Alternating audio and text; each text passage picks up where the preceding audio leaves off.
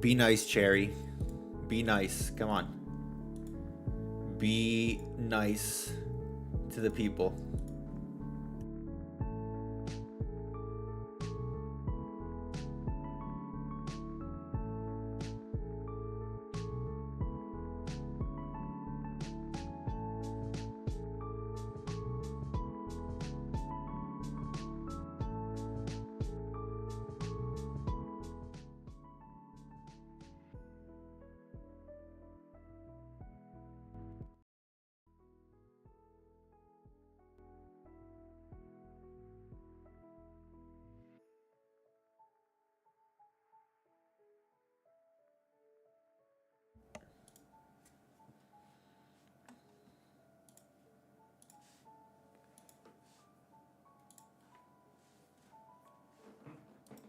Hello.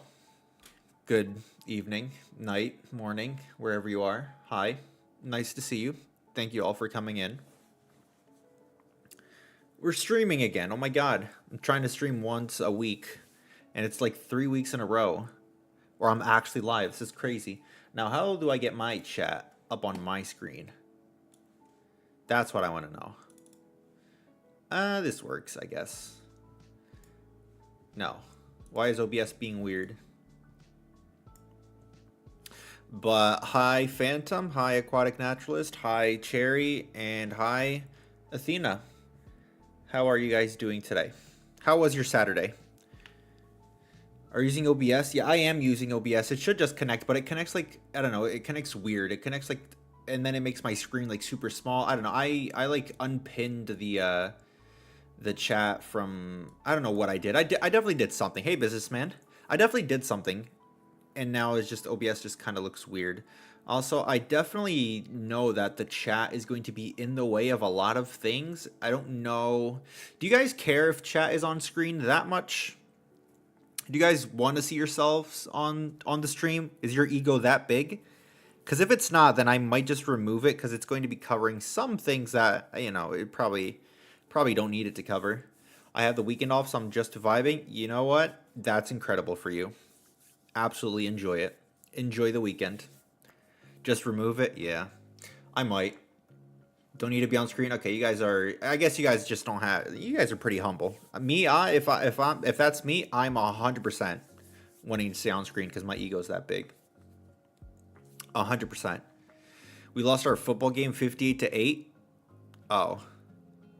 Well, that's unfortunate. 58-8 is not particularly close either. But hey, but at least you didn't win, you didn't lose 59-8 because that could have been worse than 58. Was that the JRicky? Yeah, that's me, Thomas. Hi, Thomas. How are you? Are you still sick, by the way? Are you still sick or are you getting better? Did you have fun, Aquatic Naturalist? That's what matters. You are handsome enough to have that much of an ego. I mean, now you're just inflating my ego even more. Just inflating my ego even more. Still sick? Damn, you've been sick for like 3 weeks, bro. I swear to God. Where were you to get like sick like that? And not sick in a good way, like the kids say, like, oh my God, that's sick type deal? No. Just like regular sick. I'm gonna try to move this over a little bit because it was covering some things. 2 weeks on Tuesday. Is it just like just like a cold or what are we working with there?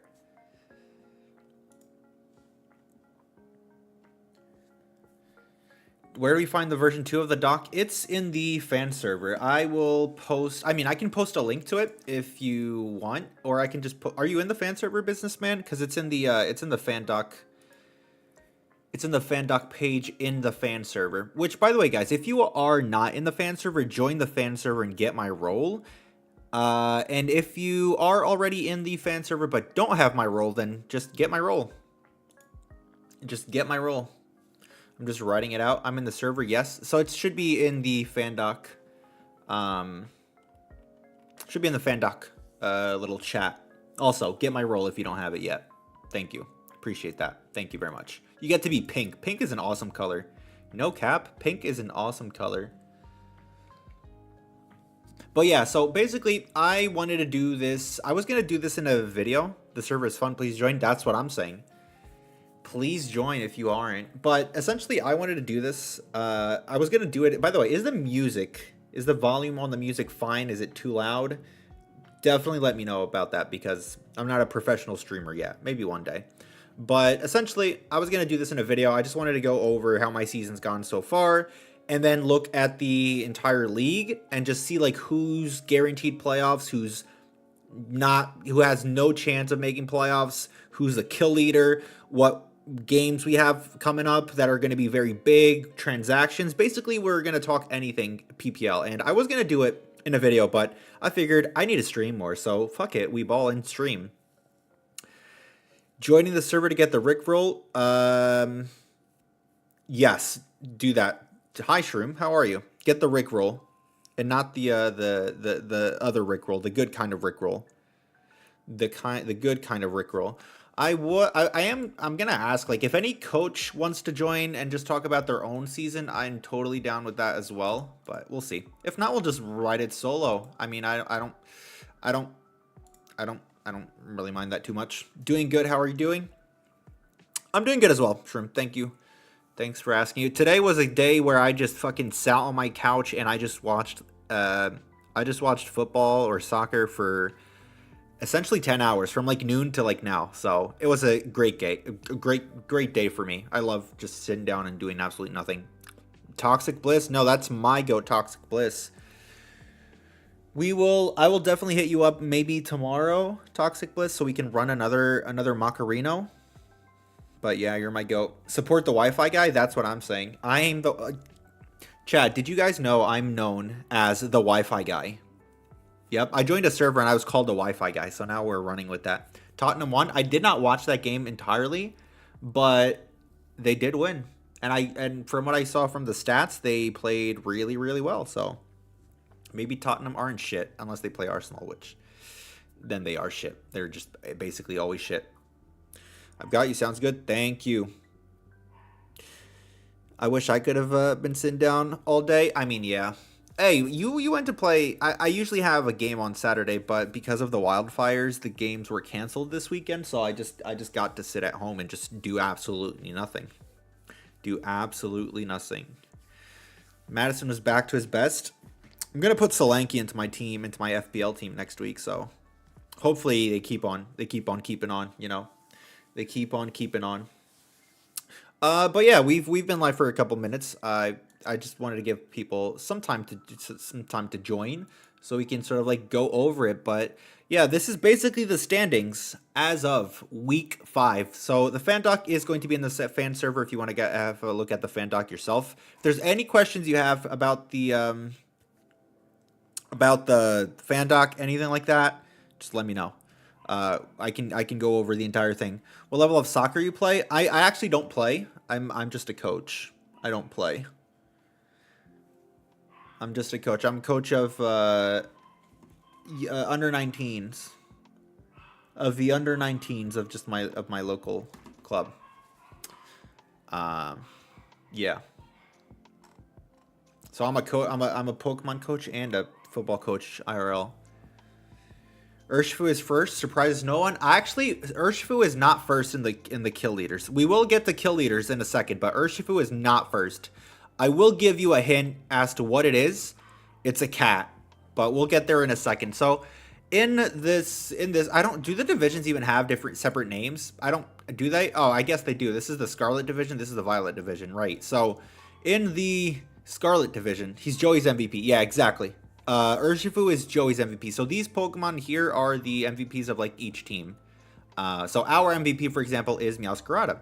But looking at the Scarlet division, Joey being 5-0, it doesn't mean he's guaranteed a playoff spot yet, because if he loses his last 4 weeks, 5-4 might not be enough to make it into playoffs depending on other results. So Joey's, like, I'd say one more win and that locks Joey in for playoffs, I want to say, because his differential is pretty decent as well.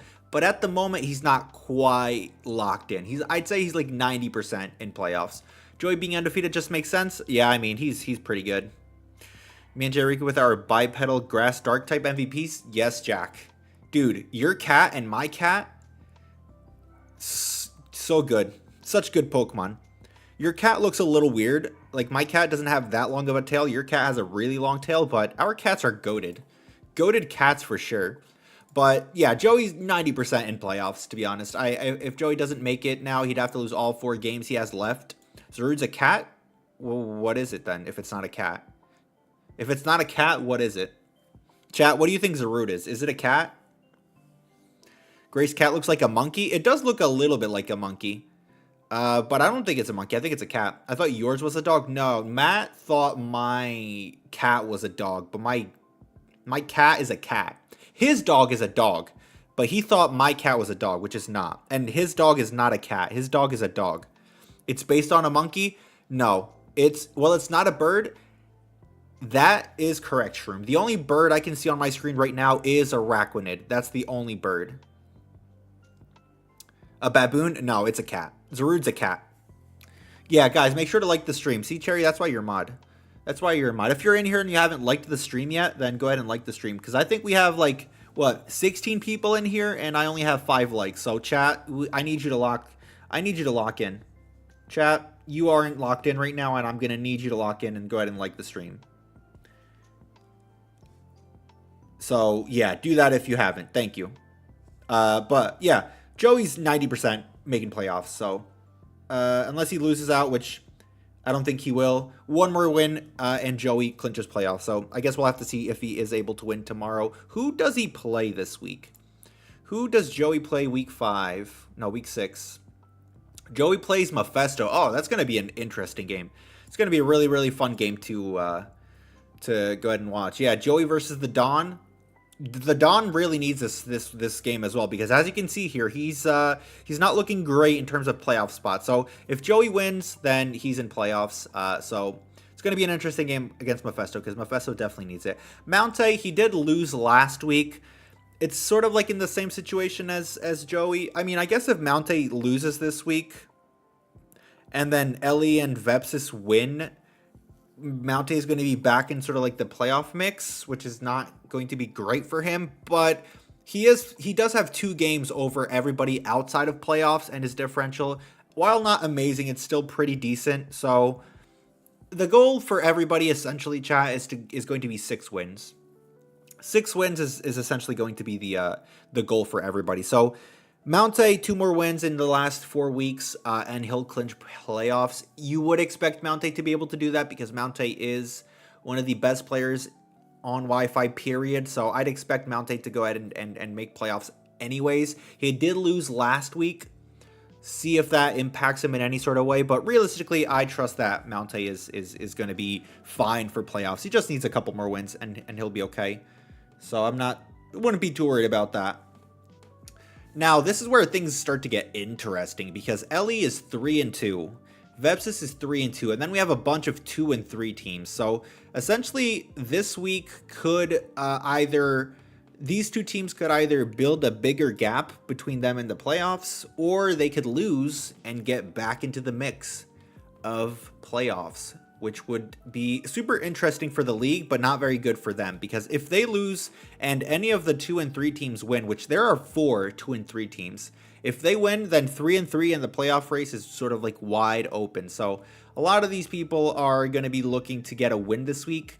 Even if Ellie and Vepsis lose this week, they'll be 3 and 3, and I think the max losses you can have this season would be 3. I think the minimum record to make playoffs is going to be 6 and 3. So Vepsis and Ellie losing would not put them in a out of playoff situation, but it would sort of put them back into the mix. So losing wouldn't be ideal for them, but they are definitely in a somewhat comfortable spot. Now, everybody from Vepsis down is in a very dire position. I'm gonna go ahead and probably say, unfortunately, both Onesie and Seabad are going to be out of playoffs at this stage, I think, because them being 1 and 4, I don't think 5 and 4 is going to be good enough to make playoffs, especially when they have so many teams in front of them.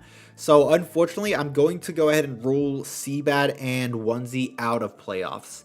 I don't think 5 and 4 is going to cut it, especially because their differential is quite bad at -9 and -11. So unfortunately, I'm going to say Seabed and Onesie are out of playoffs. Can we get an F in chat for Onesie and Seabad for them missing out on playoffs? They actually started the season like they lost their first game and then they bounced back week 2, 1-1, so they were right back in the mix. But unfortunately, they picked up 3 L's in a row, and I think with only 4 teams making playoffs, them having 4 losses at this stage will unfortunately rule them out. So definitely an F, because I love Seabad. He's one of the nicest people out there, really. Onesie, when I first made my channel, my very first channel back in like 2016, I had no subs, and Onesie already had like a decent following, and he supported me, bro. He watched every video I put out. He was always commenting, always helping me. So I have a lot of love for both of them. So, but unfortunately, they are out of playoffs as things stand. So unfortunate. Now, for the rest of these guys, Shroom, Iron Boffin, Mephisto, and Necrostevo, it's lose and done. If you lose, you're out. You're not making playoffs with another loss. So every week is basically going to be a must-win game. And if any of them drops another game, it's going to be over. And that could be pretty good for Ellie and Vepsis. Obviously, it's all going to depend on like who plays who, because that will obviously affect it all. I don't know if everybody can lose, and then maybe Vepsis and Ellie can still make playoffs with like like not being 6 and 3. But I highly doubt these guys are going to lose all their games from here on out. So differential wise, they're all pretty close. They're all just we just win out easy. Shroom, I'm in the same position, so it is easy. We just have to win out. But even differential wise, they're all really close to each other.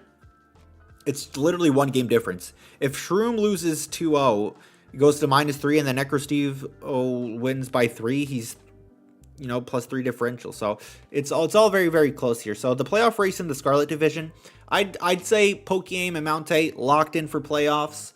Ellie and Vepsis do have to be careful because 2 losses could put them in a pretty bad spot, but at the moment they are very much in charge of their own destiny. And then these guys just have to win and hope for Ellie and Vepsis to slip up. And I'm sort of in the same position. We'll have a look at the Violet division in a second, but I'm sort of in the same position here, honestly. But yeah, so chat, outside of Pokemon and Mount, who've already locked in playoffs, out of Ellie, Vepsis, Shroom, Iron Boffin, Mephisto, and Necrostevo, which 2 people do you think are also going to make playoffs in this division? I'm going to go ahead and say Vepsis will make it, because I think he has a pretty good team. The thing is, like, Ellie and Vepsis have difficult schedules. Like, if we look at Ellie and Vepsis' schedule from week 6, so week 6, Ellie plays Iron Boffin, which Iron Boffin has definitely improved since the start of the season, and Vepsis has Necrostevo. So Vepsis has the opportunity to knock out Necrostevo out of playoffs this week, which will be pretty big. The same with Ellie. Ellie has the opportunity to knock Iron Boffin out of playoffs. If they lose their game, then they're going to be on a tied record with both of them, which could be pretty bad. But so Ellie and Vepsis, then they play each other in week 7, which could be a big game. And then week 8, Ellie plays Necrostevo, Vepsis plays Mount, and then on the final week, Ellie actually plays Mount, and Vepsis plays Mephisto. So they have pretty tough schedules here. Ellie's a bit of a wild card, but she's done well. She has done well. She's in a pretty decent spot, but she does have a somewhat difficult schedule. So she has Iron Boffin, and then she has Vepsis, which is going to be a huge game, and then she has Mount, and then she has Necrostevo. So I didn't know Shroom plays Seabat tomorrow. Yeah, that is the game. I guess we could look at like the week 6 games. Fruit Loops, that's what I'm saying. Fruit Loops. When in doubt, Fruit Loops.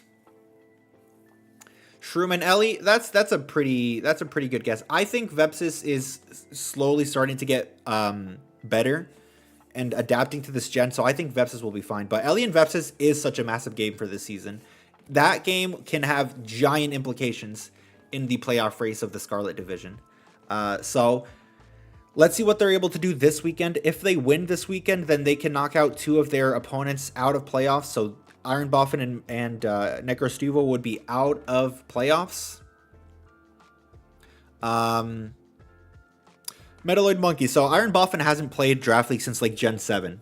This is the first time he's come back and played Gen 7 and played Draft League since Gen 7. So there's definitely a little bit of a learning curve, especially with how different the game is played now versus Gen 7. But he's slowly getting better. He's starting to understand his team more. But that him at this point being 2 and 3 is pretty impressive already. People that didn't watch Vepsis last gen just don't know how good he is. Yeah, exactly. People don't know that Vepsis was like top 3 draft players last gen. Definitely top 3. He just likes to play a little more balanced, a little slower, and this gen isn't really forgiving in that sense. So he's taken a little bit to get used to it, but I think he's 3-2 now, and I think he'll be fine for playoffs. Don Fnatic has a hard team to break through. Oh, brother, trust me, I know. We'll go over the Violet division here in a second, but trust me, I know. I've been impressed with Vepsis. Vepsis is really good. Vepsis is just a really, really strong player. So he's very methodical. Yeah, exactly. Jack, you're right. He's very methodical. In this gen, you actually just want to not think and just click buttons. An example, Q. Q doesn't think very much. He just clicks button and kills things. And that's why he's 5-0. That's why he's 5-0. But as a wrap-up, Joey Mountite will most likely be fine for playoffs. Ellie Vepsis have the possibility of knocking out 2 direct opponents and putting themselves in good spots. But they will play next week, so we're going to have to keep an eye on that. And then everybody else just kind of has to win. Unfortunately for us, Seabed and Onesie are out of playoffs. They don't have any chance of making it, but everybody else is still very much in there. So this week is going to be super, super exciting because a lot of things are going to start to like take shape. If anybody who's 2 and 3 loses this week, they're out of playoffs. So it's going to be super interesting to see. But yeah, that's the Scarlet division there. I'll never get over the red card Endure Diancie against Shroom. Dude, the one time you actually want to dodge Shroom and you dodged it. I need to know. I mean, I need to know how you did that. I mean, I have a feeling, I know how you did that, but I'm not going to say anything because I don't want to get in trouble. I don't want Detective Striker to show up at my door. I don't want to, we're moving on from Shroom. I'm not talking about it anymore. I don't want to get in trouble. Now, the Violet division, which is actually my division. Q is basically in the same position as Joey. He's 5-0. He's very aggressive, very hyper offense. He does not think very much about the future turns. He just clicks button and kills things. And honestly, this gen is like perfect for Q because he just likes hyper offense and clicking buttons. So Q, if he wins this week, same position as Joey. If Q wins this week, he will be locked in for playoffs. 6 wins should be enough to lock you in for playoffs. So we'll have to see what Q does this week. I think Q this week plays, does he play Uzi? Is it Q versus Uzi this week in week 6?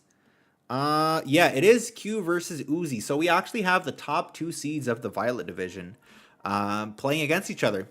Could be interesting. So Uzi, if he wins, he has the opportunity to take over the number 1 seed. If Q beats Uzi, he will cement the number 1 seed and will absolutely lock his spot in playoffs. So very interesting and honestly exciting game. Uzi versus Q is going to be a really, really fun game to watch. Still a little bit upset at Uzi because of what he did to me last week, but I'll get over it. Q versus Uzi this week, very, very exciting stuff for sure. So, I mean, Uzi, kind of in the same boat as Mountay, right? They're both 4-1. They aren't locked for playoffs, but it would be very, very, very, very surprising if they end up not making playoffs. So I would say Uzi is sort of locked in for playoffs. And I guess Don Fnatic is sort of in the same boat. He's also 4-1. Although his differential is a lot worse. It's only +4.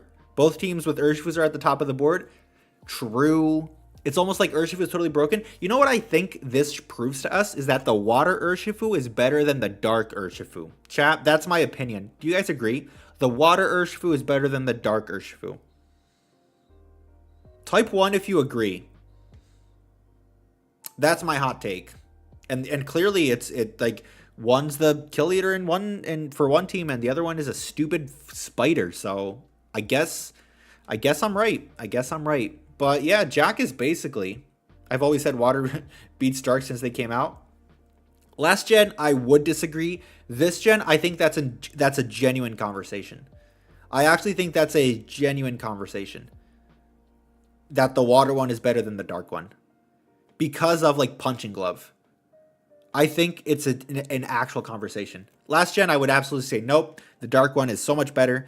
This gen, I think that's a conversation that can be had. I don't know if a lot of people will agree with it, but that's my take. Well, one is weak to the other studying. Yeah, exactly. In a 1v1, Water Urshifu can beat the dark one. Wicked Blow nerf too. Yeah, I mean, it wasn't only 5 power, I want to say, but yeah, that's also pretty big. And I think Punching Glove is just so much better for the Water Urshifu than it is for the Dark Urshifu. I think the water one really, really loves it. The water one just baits in so many like many more helmets, so it kind of forces an item as well, while the dark one might force other type of items. Something like a scarf. It works out more because always a crit. True. So it's not only 5 base power, true. But Don Fnatic at 4-1 +4, he's kind of also pretty good for playoffs, I want to say. Unless he loses out. Obviously, if he loses out, he goes 4-5. I actually play the Don Fnatic this week, so I have the opportunity to put him in a tougher spot. For me, that game is a must-win. I'll go over that in a second, but that game is an absolute must-win because of the way our division is lined out at the moment. But yeah, at 4-1, Jack is in a pretty decent spot to make playoffs as well. As long as he doesn't completely capitulate and lose out for the season, he will be in a pretty good spot. It is worth mentioning that he had some pretty unfortunate things going on. So tomorrow, you guys will see. I didn't even end up playing Jack. We had to get a substitute coach just because Jack has some stuff going on in his personal life. But hopefully that doesn't impact him too much, and he's able to, still carry out the season and hopefully not lose out. I mean, I would like Jack to lose out, right? Because it gives me a better chance to make playoffs. But yeah, shout out Padel and shout out Vileplume as a team MVP. Genuinely, I mocked Jack last week when he played Daria, and I was like, there's no way Jack brings Vileplume. No, I mocked Daria with Jack's team, and I was like, there's no way Vileplume comes to this game because there's a bundle, there's a Zapdos, there's a King Gambit. I was like, absolutely no shot Vileplume shows up. And then I watched the game, and Vileplume just picks up 5 kills, and I'm like, how the frick did that happen? But Vileplume might be the GOAT. I don't know. Strength Sap is also like an absurdly broken move, guys. I think Strength Sap is like maybe a little too strong. I don't know what you guys think about it, but I definitely think Strength Sap is like a very strong move. The amount of HP it gets and the -1, it allows you to just wall things that you shouldn't be able to wall and like never die. Yeah, how did those words taste, Ricky? I definitely ate them. Strength Sap needs nerfing. I think so too, because like you can Strength Sap a special attacker and it still gives you like 50% or 75% health, and I'm like, how the fuck are you getting that much HP off of a special attacker? That just shouldn't be a thing. It is the HP gain. It's just way too much. You get way too much HP from like even a special attacker. You underestimating a low tier chlorophyll grass type Pokemon. Where have I seen this, Thomas? Don't try to pin that on me. Blossom blew you out, and I had nothing. I told you Blossom was a threat. Flashbacks to the worst timed crit of the season. Unfortunate. You know it was definitely on you. Nah. I mean, I definitely did say that, but Kyle, I don't know. Kyle is just crazy, right? It's not my fault. Don't hate the player, hate the game. Kyle is crazy. He bought Blossom. I didn't think Blossom was a real Pokemon. I'm sorry you got destroyed by it. I felt the pain too. I felt the pain. But I will never underestimate Blossom again. And apparently I will never underestimate Vileplume again, because that Pokemon is low-key kind of stupid. Especially with Terra. Like, I prepped for it this week, and I'm like, this Pokemon can be really, really annoying. So, Strength Sap is a broken move, TLDR. Essentially, nerf Strength Sap, please. Thank you.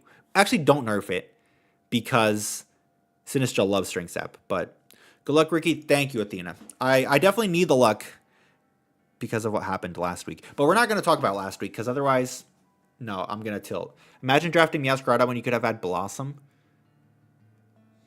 Is Blossom a cat? Shroom, do you think Blossom is a cat? If Blossom is a cat, I might drop Meowscarada for Blossom. Growth in the Sun with Grassy Seed and Solar Beam. Yeah, and Weather Ball. It just destroyed a Tinkaton. It was not fun to see. But yeah, our division is a little like harder to make playoffs than the other one, because we have another 4-1 team and only the top 4 make playoffs. So Jack being 4-1, again, if he doesn't completely capitulate and lose out the rest of the season, he should in theory be fine as well. This is where it gets interesting, because we have 2 3-2 teams, and a 3-2 team in the Violet division is 5th, while in the Scarlet division it's 3rd. 3-2 at the moment is good enough to make playoffs in one division, but not the other one, which is unfortunate that I'm in the division that it doesn't allow you to make playoffs in. But Jack and Daria are 3-2. So they have a little bit of leeway. They can drop one more game. They can drop one game out of the last 4. If they drop more than one game, they might be cooked. So Jack and Daria aren't like super stressing about playoffs yet, especially because they have okay differential. And it's certainly on par with Dawn Fanatic's differential. So if the Dawn Fanatic loses and one of them wins, they go 4-2, and because of the differential, they will actually leapfrog them. So Jack and Daria are in a pretty decent spot, not pressured by a lose and out situation.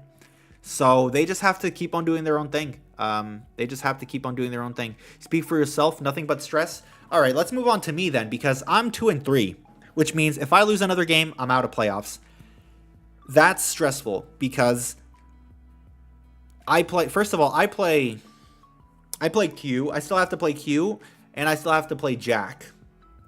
Two coaches who are above me and obviously are very good at the game and who have very scary teams. So if I lose another game, I'm out of playoffs, chat, which is very, very sad. And I guess I'll start to talk about my own season for a little bit, specifically here, just because I do have some thoughts about it. So obviously, that's who I meant. You got to play me, because at the time of doing this, I've already played. But that's free for you? Oh, it's so free.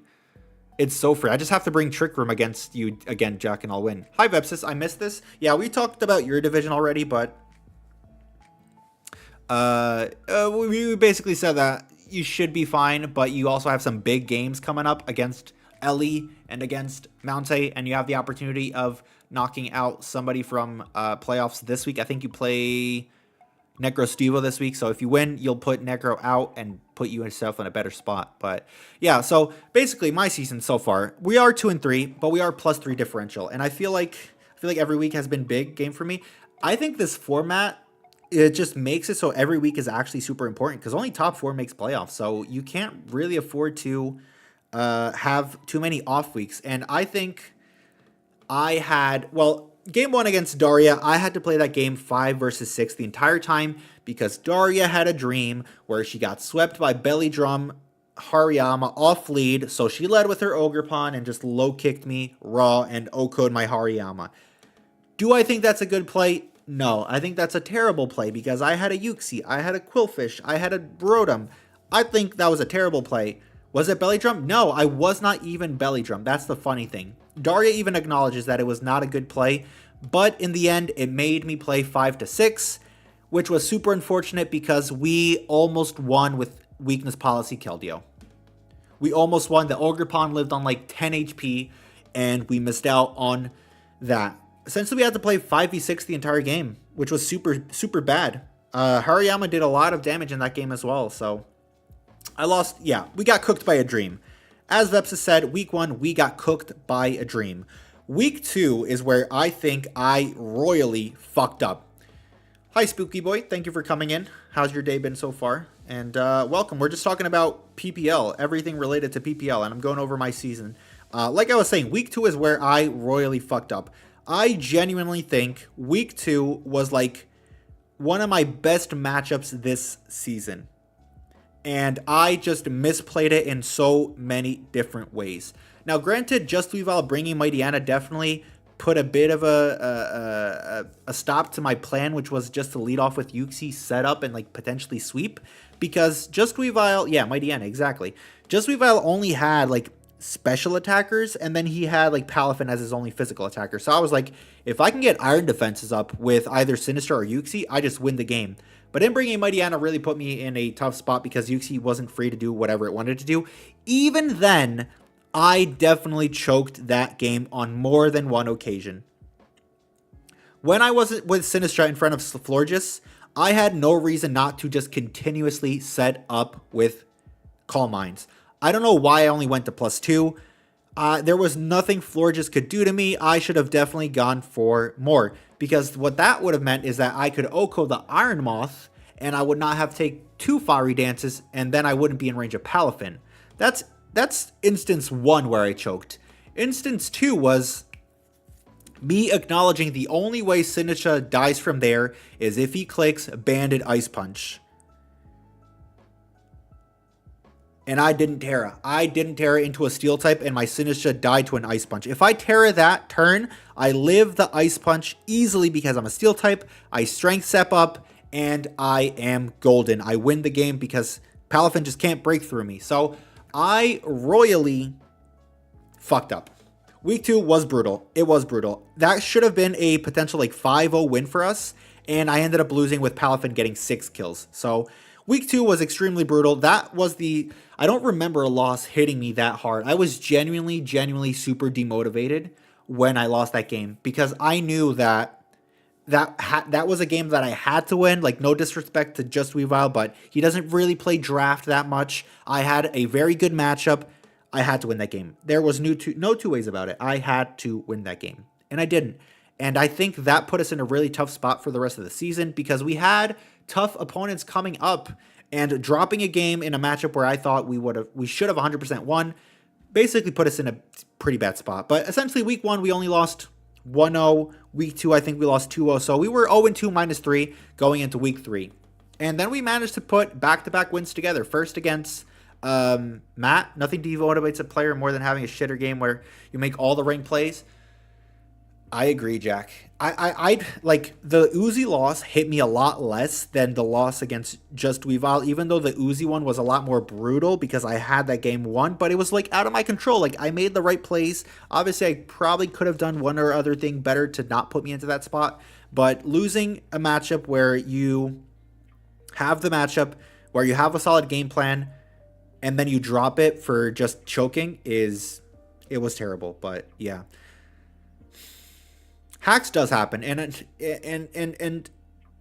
losing a game that's entirely your fault it feels a lot worse because you can't really pin it on anything. The Uzi one was where you lost to the flinch. Yes, I lost to a flinch.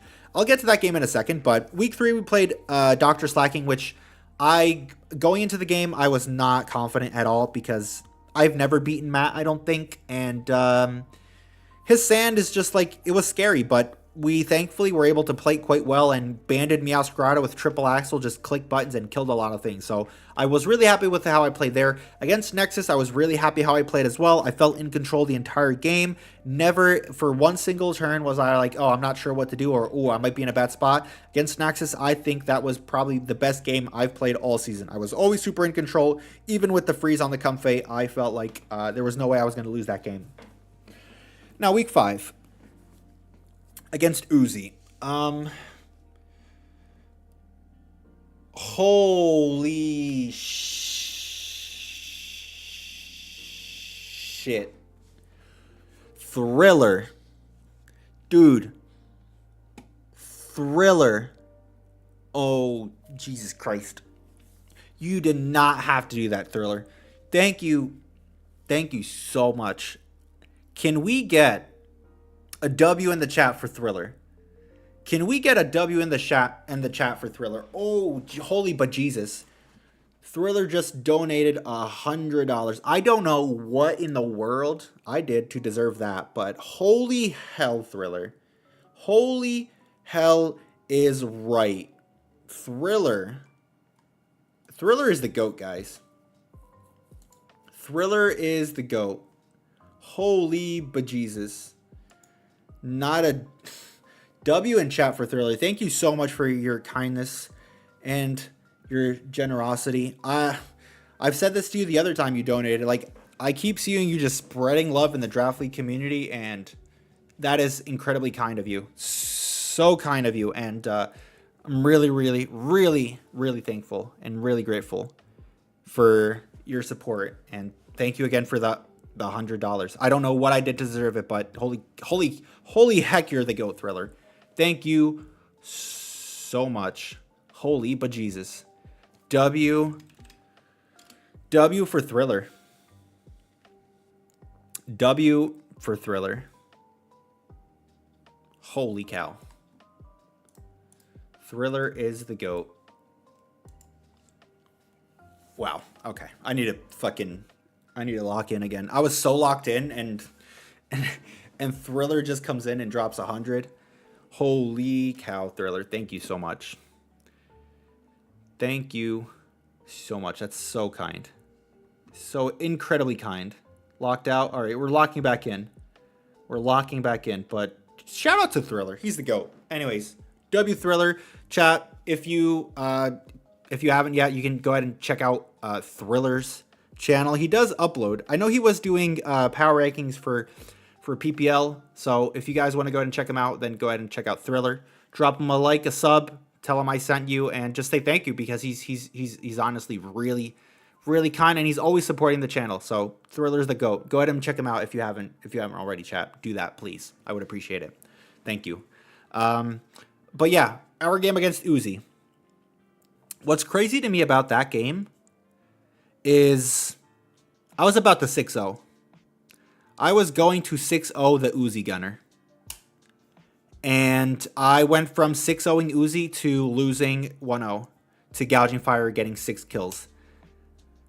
I think I played that game pretty well. I went over it with a couple of my front office members, and there were definitely a play or two that they mentioned I could have done better. For example, I could have gone treads on the Gouging Fire the first time because I still had my sash intact, and if it goes for a DD, I can still Earthquake it, and if it just attacks me, I can kill it on the next turn. Like, that was a potential play, but let's say that I still played the game exactly how I did up until that flinch point. I think that was incredibly cruel because, again, I was going to 6-0 Uzi. Gouging Fire, it really is something, and obviously, not to discredit Uzi, because he did have some very good prep in that game that sort of like put him in a position where he could win that game again, right? And maybe I didn't react the best to it, but still, I think I played that game essentially as well as I could have played it, and we even got the 50-50 right on the should I Terra, should I not Terra. We got it right. We got Ironhead flinched. It's just the game. The game is the game. But essentially, I did want to point out that Healing Wish on Alomomola, because he did bring Alomomola, as Spooky Boy pointed out. He did bring Alomomola, and Healing Wish Alomomola was really, really cool because my team was equipped to deal with one Gouging Fire. One Gouging Fire. I had the Rocky helmet. I had priority. I had rocks up. I wanted to get chip damage. If it's booster, I force it out, and then I can essentially deal with it easier later down the line. But him being Healing Wish on Alomomola and bringing back his Gouging Fire, I was prepared to deal with one Gouging Fire. I was not prepared to deal with two Gouging Fires. So obviously credit to Uzi because that was a pretty nice piece of prep that he went he went for, and it allowed him to win the game. Obviously, I still would have been able to deal with the second Gouging Fire if I didn't get flinched, but the Healing Wish basically put it into a 30% chance that he had of winning that game, versus a 100% chance of him losing that game, essentially. And the other thing was the Psychic Fangs on Gouging Fire for Keldeo. Not once during a single mock did I see that. And honestly, I didn't even know Gouging Fire had Psychic Fangs. Did you, chat, did you guys know that Gouging Fire had Psychic Fangs? Did you? I did not know at all. I had no idea. And I used Gouging Fire in the last season of PPL. Never, ever did it even cross my mind that Psychic Fangs would be a thing. Thomas, you knew? Fuck you, Thomas. Think you know everything? Fuck you, Thomas. No, but I didn't know. And even if I did know, I probably wouldn't have expected it.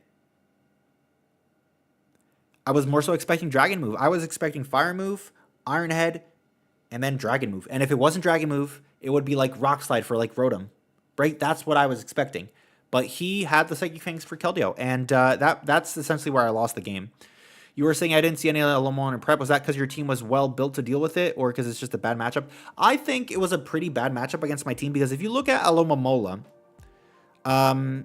you used Gouging Fire before. Had you not know, Thomas, I had Gouging Fire on a Sun team. All I did with that bitch was slap a Choice Band on it and click Heat Crash in the fucking Sun and just kill everything. Chat. This was before I had this was before I played in P4G, so a lot of people might not know, but I'm gonna show you guys. Can you guys see this? Is this showing properly? It's showing kind of well, but this was my team in the previous season of the PPL, and this is the Gouging Fire I basically ran every week. I knew that Salamence and Dragapult got it, plus like Gramble. Yeah, I never knew that Gouging Fire had it, to be honest. But this is basically the Gouging Fire I ran every week. Adamant, Choice Band, in the Sun, Heat Crush, just kill everything. In this week, week 1, Gouging Fire picked up 6 kills. It picked up 6 kills and it was just banded. You know why? Because I just bring it in and kill something. Do you want to see how much? Look, Heat Crash. Was that even in the Sun? I don't think this is in the Sun. Or like maybe that thing is just super. Boom, dead. I want you guys to see the damage that I do to. Did I kill Rotom at this point already? Or Primarina? Like this is where Choice Specs Iron Crown. That's also fire. Look. Did I already click it before? Where is it? Gouge is so strong. Yeah, I used it without, literally, in the last final turns, I just clicked Raging Fury. I think the one I did was behind Reflect. You might be right, Shroom. Honestly, you might be right. But I know I clicked it on a Rotom and I did like 6. I think this is where it happens, chat. I click Heat Crash in front of a Rotom. Look how much it does. That did like 70% to a like Fizz Def Rotom. That did like 70% to a Fizz Def Rotom. Gouging, I just used Choice Banded Gouging Fire in the Sun every week. He set up a Reflect, but it still didn't matter because it still died on the following turn. And then for the last few turns, I literally just clicked Raging Fury. I O-code a Roaring Moon. I O-code a Roaring Moon. Granted, my opponent did miss Scale Shot, but look at how much HP Roaring Moon has. Look how much HP Roaring Moon has. And I just clicked Raging Fury. O-code Roaring Moon from like almost full. Not very effective, by the way. And Annihilate comes in. I'm locked into Raging Fury, by the way. So my hands are off the controller. Look how much damage this does to fucking Annihilate. 90%. And then Thunderous. My hands are off the controller at this point. And I just Raging Fury, and I just go ahead and O-code Thunderous. Like, I O-code, like, everything. I O-code, like, everything. Where do I kill a Primarina? But did you win the season? That doesn't matter, Thomas. Shut up. And I just killed everything, so... When I had Gouging Fire, I just put a band on it. I had it on a Sun team, so I was just clicking Banded Heat Crash every single week. Every single week. I just destroyed everything. Just boom, kill, boom, kill. Just killed everything. Thomas Slender is crazy. Thomas thinks he's a funny guy. Would you say Gouge is the strongest past paradox? Raging Bolt is like up there. Raging Bolt was up there. But Gouging Fire is just so fun to use. If we're not factoring Terra, I think Gouging Fire is the best past paradox Pokemon, yes. If we're not factoring Terra. I think it's better than Roaring Moon. I think it's better than Raging Bolt. I think maybe Great Tusk is actually better. But Gouging Fire is up there. Only thing stops Gouging Fire, and yeah. The only thing, I lost in playoffs chat. I didn't upload the game because I had COVID at the time and the video was actually horrible. But I got walled by a Sinistra. Because Shroom had a Terra Fairy Sinistra and I just couldn't break through it because I didn't pack Iron Head. Because I was oblivious to Sinistra. Tusk is the best. I agree. Tusk is probably the best. Raging Bull is worse in draft than Gouging Fire? I would say yeah. Especially if we're not factoring in Terra here. I mean, because most leagues don't allow Gouging Fire to Terra, but they allow Raging Bolt to Terra. So yeah, I think Gouging Fire is definitely better than Bolt. Iron Valiant is better too. Thomas, isn't Iron Valiant fucking future paradox? We're talking about past. Can you not read? Athena asked, or said, would you say Gouge is the strongest past paradox? What, you don't like Great Tussie? You don't like Great Tussie, Dave? That's an incredible nickname. It was Proto Attack, right? Every week, Meat of Justice, I just put a Choice Band, Adamant, Photosynthesis attack boost, just Heat Crash and just kill everything. Gouging Fire ended up being the kill leader of that season. So, yeah. I don't know if I have the doc for that still. Maybe I do, but you know I don't listen to you. Okay. I hate you, Thomas. Why is this guy a mod? Who made this guy a mod, chat? Because I know Valiant is the strongest paradox in general. Yeah, exactly. Yeah, it definitely is. But past, I think it's Great Tusk. Great Gatsby. I hate that I just said that. I'm moving on. I hate that I just said that. I can in all good conscience support Great Tussie. As the nickname guru, I respect your stance. I respect it. Great Tussie is not a great nickname, is it? But Jack has surprised us with great nicknames. Great Tussie is not one. At least better than his Lapras name. That's a degenerate behavior. I don't even know if I can say that on stream or I might get demonetized. I don't know if I can even say it on stream. Would I get demonetized? Is Donphan mid Tussie then? Alright, can we stop saying the word Tussie? It's making me feel very uncomfortable. Can we just stop with the Tussie? No more Tussie in chat. It makes me uncomfortable. I don't want to see any more Tussies in the chat. No. Past, present, and future Tussie? Okay. Alright, we've gone completely off the rails. Gouging Gary is a good one. Raging Roger, I respect. Calm Colin literally caught me off guard because I was like, what the fuck is a Calm Colin? And it was fucking... Can we have Tusky? Yeah, I think Tusky is fine. We're not Tussie. We're Tusky. Tusky is fine. Walking Walter. It's a giraffe? Exactly. We both know Colin, he's not calm. Honestly, Thomas, you're right. By the way, how is that draft going? Because I know your first two picks, I think. But then I don't know what's going on. Walking Wally? Walter doesn't fit, sadly. Damn. Maybe it's Wally for friends, but Walter is like his government name. So whenever he does something wrong, his mom calls him like Walter. But for friends, it's Wally. I like that lure. I like that one. I like that lure. How have we gone from a fucking recap stream to this? We are completely off the rails. Slow. I haven't been picking. God damn it. Walking Will. Walking Wally would be a good one if it was a future. Because Wally is a alien and future and stuff. ADHD. I don't have ADHD that I know of, but conversation has definitely we're talking about Willies now. We're talking about Walking Willies and Great Tussie. Great Tussie and Walking Willie. What has my chat become? Jesus Christ. Willie.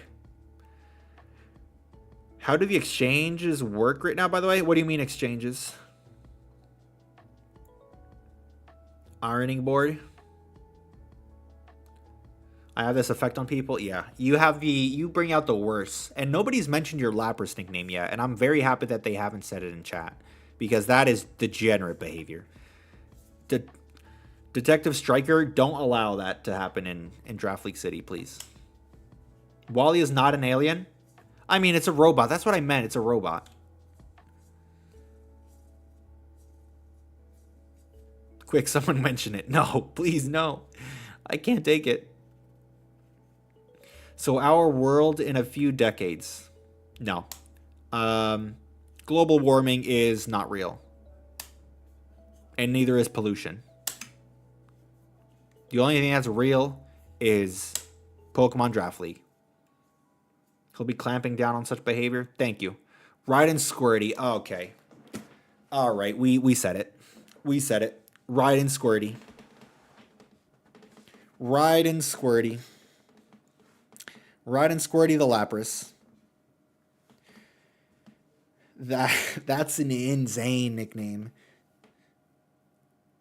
Raiden Squirty. That's amazing. No, right. We cannot approve of this behavior. He said it before me. No, you're the first person I saw say, right. Oh, he did say it. He did say it, Raiden Squirty. Oh my God. Raiden Squirty. What a legend. Took one for the team. Honestly, he took one for the team. And now I'm getting freaking demonetized. Good thing Thriller is here to help me. I feel like Thriller is the only one on my side. Everybody else is just trying to constantly sabotage me with these horrendous nicknames. The only real thing is JRicky getting demolished by an AI Greninja that clicks Swords Dance on its own. You know what, Cherry? Frick you. Frick you for that. Frick you. I get beat by timer, chat. This is how bad I am. I get beat by somebody running down their timer and it picking a random move and it picks the best possible move. Hey, I'm on your side. Yeah, I don't know. I can only trust Detective Striker. Ellie named a Pokemon Gyat. I do not. I can't read the word Gyat without saying Gyat. Burrow loses due to inactivity. Worse than that. I get set up on by the fucking. Why do you guys like this? Burrow loses to inactivity is crazy. That is crazy work. I don't deserve this. Ellie nicknamed a Pokemon Gyat. I do not want to endorse that behavior. True. Gyat. Damn. I would rather Gravy's Lapras nickname than Skelly's Skibbity Sigma name scheme. Pheasant Skibbity was a pretty good nickname. I loved Skibbity's nickname. Pheasant Skibbity was really good. I enjoyed that nickname quite a lot. Wait, is the music gone, guys? Yeah, have we reached the end of it? We have reached the end of it. Okay, well, we're putting on something else. Sure. This works. Sorry. Music did run out, chat. My bad.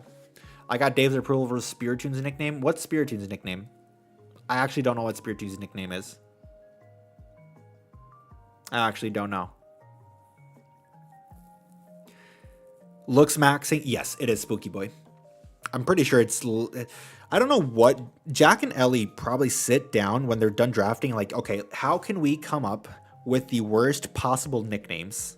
And they just have a brainstorming session together, sat at the table, and like, how bad can we make these nicknames? Oh, hell no, not Indiana Moans. Why do I actually kind of like that? Why do I actually kind of like Indiana Moans?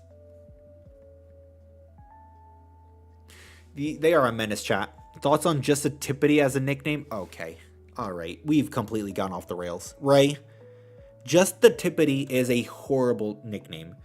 We can't be doing that. We can't be doing that. Rotom Stepbro? Okay. My chat is full of degenerates. This is what I have come to find out. Is my chat is full of nicknaming degenerates. Rotom Stepbro is crazy work. What does that say about you? Do I approve of this behavior? Am I validating this type of behavior? I don't usually theme my nicknames. This season was just for the storyline. Your nicknames are pretty fire. Slippery Pete. Slippery Pete. Spiritomb is just a cosmic hot tub, we all know. Would you want to get into the hot tub? Punzer policy? Do you want to get into the hot tub of death? The hot tub of death. Mephisto naming everything Fat Bastard is the best nickname scheme. True. Fat Bastard. He had that on his Skeletor's, and then for all of a sudden his for Alligator came fucking, and it's just a Fat Bastard. Jimmy the Face is good. What's the Haxorus name? I like the Haxorus one. What's the Haxorus one, Shroom? I like it. I like the Haxorus one. Isn't it like Oh Lucky or something? Oh, fuck, it's definitely something. I remember it, and I know I like it. He is the Don. He is the Don. Gotta have fun in the afterlife somehow. You know what? You might be onto something. If you're gonna be dead, you may as well be dead and have fun in a bathtub. Yeah, Lucky O'Brien. I knew it. I knew it was O'Brien something. It was like Oh Lucky or like Lucky O'Brien. That makes sense. That's a pretty cool one. Especially when you make it shiny. I don't know why, I just like it. But yeah, basically chat, I'm 2-3. If I lose another game until the end of the season, I'm cooked. I'm out of playoffs. So we have to win every single game. And my schedule isn't particularly easy. So this week I'm playing against the Don Fanatic, who is 4-1. And then next week I play against Q the Costa Rican, who's undefeated at the moment. And then I play Jack Gravy, who will... This game will probably decide who makes playoffs. I think it's going to be that big of a game. It's if I don't lose until then, it's going to be a game that might decide who makes playoffs. And then last but not least is Drew, which I guess we'll talk about that now. That looks tough. Yeah, the schedule is a little tough. But Gray and Daria are in a pretty decent spot to make playoffs. Like they're controlling their own schedule. That's a rough schedule, yeah. But I back myself. I can't give up. I back myself. Just Weavile, surprisingly, I mean, he's at 2-3, so he's sort of like back in the playoff mix. Obviously, his differential is much worse than mine. So making playoffs for him, even if he goes 6-3, then depending on differential, he might make it. But because he's down in 7th at 2-3, and there's a lot of people above him, Just Weavile might have a tough time making it into playoffs as well. And unfortunately, Nexus, Matthew, and Drew are all out of playoffs at this point. Unfortunately, for everybody. I feel so bad for Drew and Nexus. Me too. I love watching their content. Like first of all, Nexus really actually wants to get good. Like this man, Nexus, like he just wants to grind and actually get good. Like he's had a couple of rough seasons, and every time he just comes back with like more passion, and like he just wants to keep fighting. Mephisto's last draft, wasn't it like PPL season 1? Wasn't there SPL seasons between PPL that Mephisto played in? I'm not quite sure. Maybe it was PPL season 1. Maybe it was. SPL between. Did he do SPL, Jack? I thought he didn't do SPL, or like maybe he only did one of the seasons. I'm not quite sure. Maybe he only did season 1. Nexus is so funny. I laugh all the time at his battles. Dude, Nexus is he's just like a natural. He did season 1 for sure. I played him. Okay, good to know. But Nexus is just like a natural entertainer. He's just funny all the time. Yeah, both, if I remember correctly. I thought season 2 was like the OG season where they just had a bunch of OGs play in it. So, but I could be wrong. Could definitely be wrong. I could definitely be wrong. But yeah, Nexus is just he's just didn't do P4G, of course. Yeah. He has stream energy. He's just such a good entertainer. Like, he can make watching paint dry, like, something exciting. Yeah, Mephisto didn't play OG season. Yeah, that's what I thought. I wasn't sure if he did season 1, but I was pretty confident he didn't do season 2. But yeah, Nexus, Matthew, and Drew are unfortunately all out of playoffs at this point. Drew is still without a win. Hopefully he doesn't go back-to-back seasons without a win. Shout out to Dusclops is right. that thing almost brought it back. That thing almost brought it back against Darby and almost got him his first win. But we will play Drew last game of the season. So even if I can't make playoffs anymore, it will always be a pleasure playing Drew because he's an OG. And I remember watching Drew back in the GBA days, like season 4, season 5. And it's just super nostalgic for me. So I'm excited for that game regardless of what ends up happening. I'm super excited for the game regardless of what happens. Matthew, very surprised to see him at 1-4. He made finals of BBR. Bring Swords Dance killed out. If I get to last week and I can't make playoffs anymore, then I will definitely cook some fun stuff. And I'll even ask you guys to potentially help me out with some sets as well. So we'll definitely do that. Right, Daria named that the Dusclops week? Yeah, because that Dusclops almost brought it back. Drew beat Joey the last season they were together. They were in together. Not in P4G, or was it P4G? No, he went winless in P4G, right? He may have beaten him in like the PPL that they played in before the P4G. But yeah, Matthew, I'm a little surprised to see him doing that PPL. I think you might be right. But SPL, he beat Joey in P4G. Did he not go winless, Jack? I thought he went winless. I'm not gonna lie. I thought he didn't win a game in P4G, but I could be wrong. Could be wrong. But yeah, he won week 8. Oh, okay. So he made it to the final week without a win, and then he beat it in the final week. Okay, I can believe that. I can believe that. But yeah, Matt's a really good player. He made finals in BBR. Beating Joey, no one else is such a power move. It really is. He's like, I only want to beat the very, very best. I'm not even going to try it against the rest. I'm going to try only against Joey. And he actually beat him. But Matt's a good player. He made finals at BBR. His team wasn't even that bad. Like, he drafted it backwards and was still a pretty scary team. But you know what, chat? I think this is why we need to be more open-minded in Draft League when we allow certain Pokemon. Everybody freaked the fuck out when they found out that we allowed Houndstone with Last Respects legal. Like, they lost it. And guess what? Houndstone, even with Last Respects, is absolute trash. It's not good. It is not good. Houndstone, even with Last Respects, is incredibly mid. And that's why I think people need to be a little bit more open-minded when we talk about like allowing Pokemon that are like borderline, like, oh, I'm too scared to. No, we allowed Houndstone. It's trash. And next season is probably not even going to be S tier because it's just, he had Excadrill and Houndstone on the same team and it still was trash. So he changed his team obviously a little bit from the Sand team to this team he has now, but I'm still very, very surprised to see him at 1-4. He's an incredibly skilled player, and him being 1-4 is genuinely surprising. Bro, it's so expensive. It is. But even then people were saying like, oh my God, I can't believe we allowed it to come in. No, it's just, Houndstone is not good. It's just not. It takes too much setup. So we're allowing Magirna next season then. All right. Thomas, I'm going to lock your hand so you can't type on your keyboard anymore. That's what I'm going to do. When we're allowing Spupa, when Game Freak brings it back into the game. I mean, it is in the game because Vilvalon is in the game, right? So, I mean, people just don't know the power of Spupa yet. I can't believe you called the PPL Season 3 mid. It is mid. Are you playing in it, Frank? No. Instantly mid. Instantly mid. If you're not playing in it, Frank, it's a mid. It's a mid league.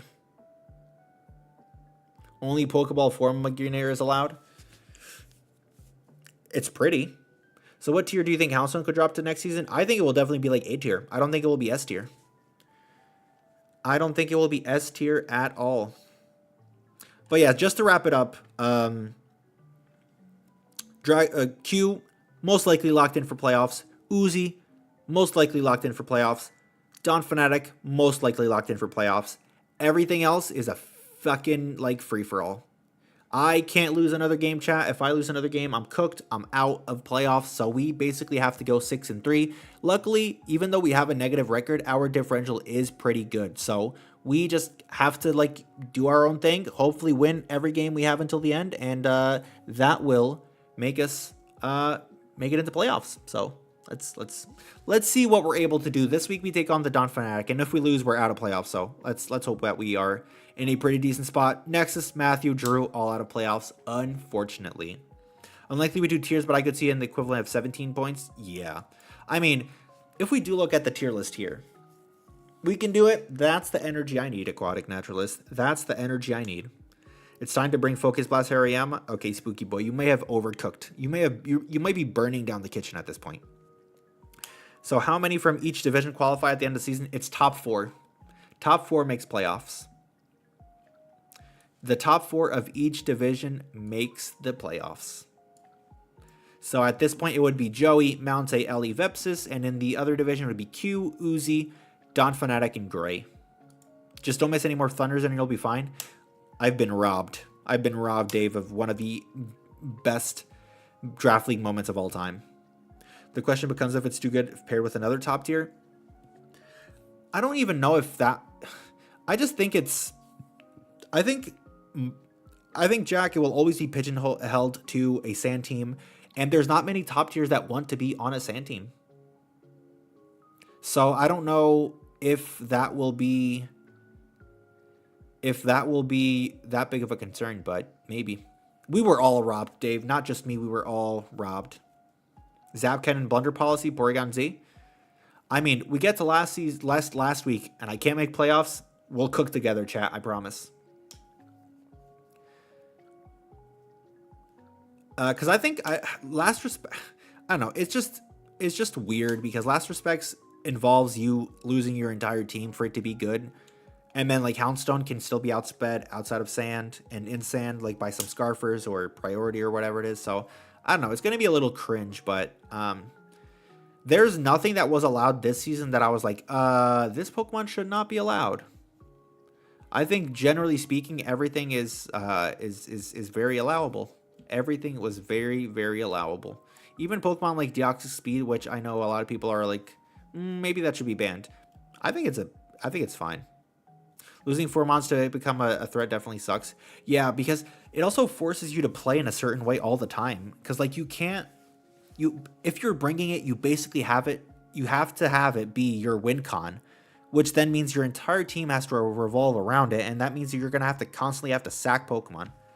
And then yeah, if there's a normal type on the other team, then it doesn't get great coverage. Like it gets body press, but if you're max attack adamant, you can't have a lot of defense, and then body press maybe doesn't do as much. So like, I don't know, maybe the best way to run Houndstone is with like Poltergeist or something. I don't know.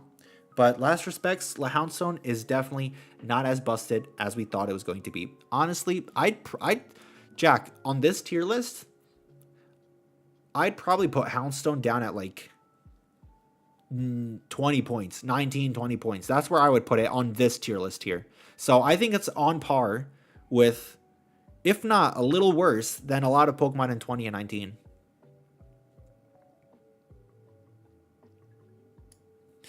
I was one of those that thought Dio Speed should have been banned, but then I realized every other one of its stats is meh.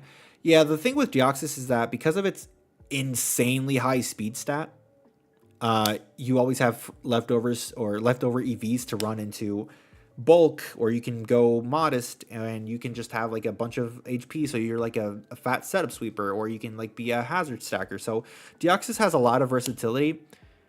I don't know if I'd say it should be banned. I know a lot of people definitely do think it should be banned, but I don't know if I think it should be banned. And then Psycho Boost is also like, it's a cool move, but it can miss and it lowers your special attack. So like, it's kind of meh as well. Hello, Loyal Bandito.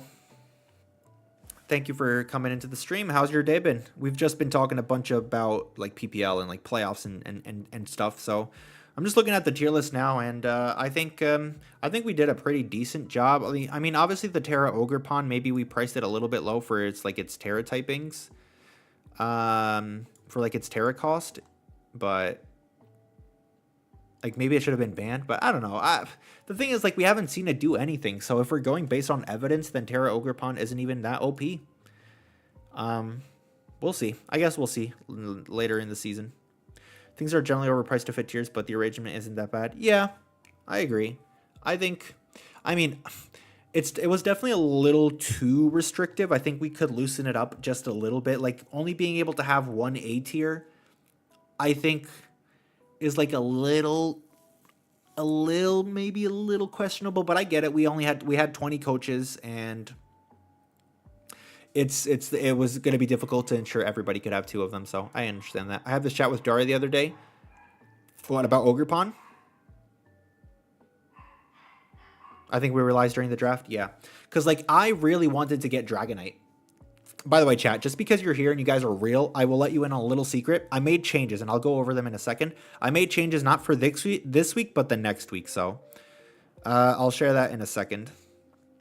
If we're going based on performance, Ogerpon should be lower. I still think Terra Ogerpon is insane in Paldea decks. Yeah, everybody keeps telling me that Ogerpon is absolutely absurd on Showdown and Showdown content and like Showdown leagues. So maybe that's something that we can think of, but yeah, in terms of performance, we haven't really seen Ogerpon do that much.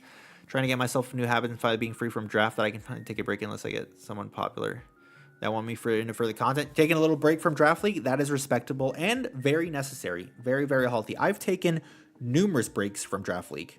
And we can get into that in a second, because I realize that a lot of people in here don't like know me from way back in the day. I mean, some of them do, right? But obviously, much of my following now has come from like playing League with Joey. But I took several breaks from Draft League as well, and it's always necessary to stay healthy. Loads of people are like, "Oh my God, Terra Ogre is so broken. Why aren't you both destroying with it?" Because everyone hyper pressed for it. That's why. That's fair. I still think. Like when I prepped for Terra Ogerpon week 1, it was very scary to prep for, because the +1 speed is every time you come in, and that can be very, very scary. That can be very, very scary. It's also the fact that grass isn't perhaps the most insane offensive typing. Like, teams usually always have like 3 to 4 grass resists, but it's also that Ivy Cudgel can crit, and if you get crit by Ivy Cudgel on the wrong turn, you can just kill your check. So I definitely think Terra Ogerpon is still very, very good. Thanking whoever's up there to get out of that NPL. You didn't enjoy your time in UNPL? You didn't enjoy your time? How do y'all get your Pokemon in game, or are they legit? No, they're not legit, Spooky Boy. There are so many genning bots, and there's so many genning bots, and like genning has never been easy. Has never been this easy. Draft League has never been this accessible. So taking breaks is so healthy. I took all of Gen 8 off aside from like 3 Showdown leagues. Yeah, I took most of Gen 8 off. And then after Gen 8, I took like the early part of Gen 9 off as well. And then I took like off the endish of Gen 7. So taking breaks is definitely super necessary. As with anything, if you do it for too long and like nonstop, it will eventually become a chore. And you don't want something that's supposed to be a hobby to become something you dread doing. So taking breaks, chat, is definitely necessary and needed. I had fun, but the end was crappy. Well, I am sorry to hear that, Loyal Bandito, that the end wasn't great. But enjoy your break now, and enjoy the draft content going on. And then whenever you get the itch again, just go ahead and play it. Just go ahead and come back. That's the thing. Grass and Rock are historically not the greatest offensive typings, and my Ogre does struggle with the lack of an item. Yeah, not being able to run an item on your Ogre. This is why I think the regular Ogerpon is just the better version. I mean, as of week 5, I'm 5-5 from 5 games with Ogre, so fun. I mean, it's at least picking up a kill every week, so I guess that's something. I didn't start back up until July 2023. Yeah, like sometimes if you do, like I just got incredibly bored of Draft League, and then I took a giant break, and now I'm like, shit, I want to do Draft League again, and I'm loving it. I'm absolutely loving it. I had my first real break between P4G and PPL. Yeah, Jack, it hasn't been healthy all the times. Jack, you definitely had some sort of a problem where you would play in 16 leagues at the same time and back to back to back to back to back. So I was super happy to see you take a little break between P4G and PPL.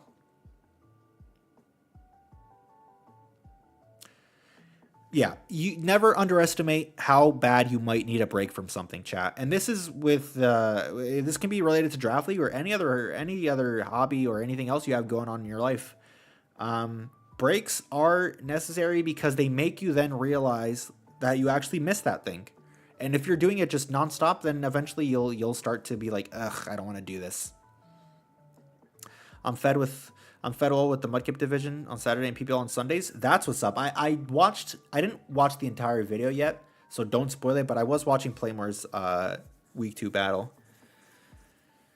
Took a 5-year break. Yeah, I didn't take a 5-year break, but I took, even if it's just like a couple months break, it's super, super necessary. I hyper focus on it. I guess that's fair. If you didn't have anything else to do, it kind of felt like it was the only thing you could do. But I'm glad that you took a break. The battle was great. I'll look forward to finishing off. You gotta love Playmore style. Yeah, it would be cool to see other Draft League or like other big YouTubers potentially do something like that, because what they have is actually like really, really special. Really, really special. I managed to get more people out of retirement for PPL than any league in Gen 8. PPL is the GOAT. PPL is a goated league. And it is obviously really, really cool to see all the people from back in the day to playing up in PPL again. It's always really, really nice to see. I only played in PPL back in like, I think it was it Gen 7? It definitely was Gen 7, but it was only Showdown. I think I took over for like the Amazing Chi, I want to say. But it's nice to see that the PPL is thriving again. Travesty is next on my radar. I've seen him around. I've seen him in comment sections, so it's possible. Chi is a name I haven't heard for a hot minute. I want to say like a couple of years ago, I saw he was doing like Football Manager content, so I was like, oh shit. I remember him, and he was just doing FM, and I was like, oh, that's incredible. I was in PPL in 2017 at some point. I remember that, Jacob. I think I was...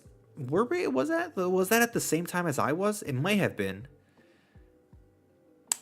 Yeah, Shady and Hayden playing each other in the same league. Like, I hope they come back again, because shit, that was such good time. That was such a good time in Draft League again, just to see a bunch of the OGs playing in Draft League again. That was insane. I shared a bed with Chi once. Okay. Well, nice. Benral said that he was going to join PPL. Yeah. Yeah.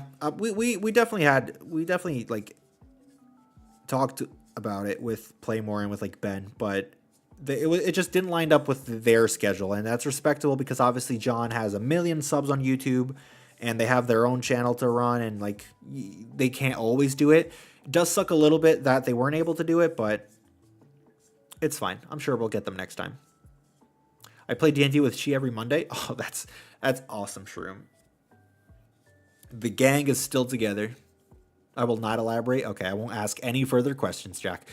Does Ellie know about this?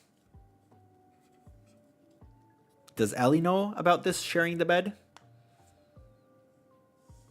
They were going to be a crime syndicate? Holy cow, that would have been incredible. It's just imagine Playmore just being a gang. They were just a gang, the frog gang.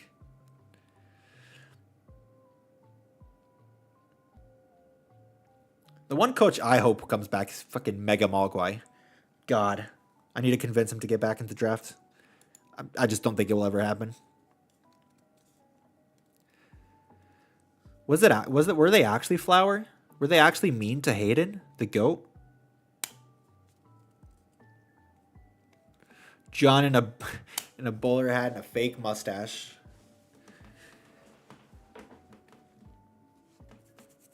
People in Draft League just need to chill. Like, obviously, yeah, Mogwai and Gypsy King, 2 absolute GOATs. I'm a mod in Mogwai's chat, but he only plays like card games now. So I doubt he'll ever do Draft League again, but it would be incredibly nostalgic to see him come back. Uzi on his way to make Playmore the villain in his anime lore. Uzi really is an anime character. I love his energy and his positivity. And just his, like, he doesn't give a shit about what people think, and I love that about him. Let's get some really far back OGs next season with yeah, he did just get married, yeah. Oh, that was Shady's Road to Ranked back in Oras. Jesus Christ. Sometimes I go back and just watch like his Gen 6 content, even if it's just his playthroughs, and I'm like, ah, shit. I actually shed a tear, bro. It's so incredibly nostalgic. It's so nostalgic, but so fun at the same time. Simpler times. It was really simple. When Draft League first started, simpler times. It was a lot of fun. That hit so hard, yeah.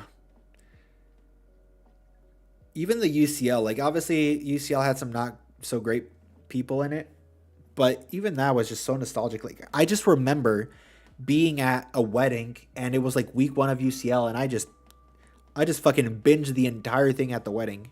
Every single game of every single coach, and it was incredible.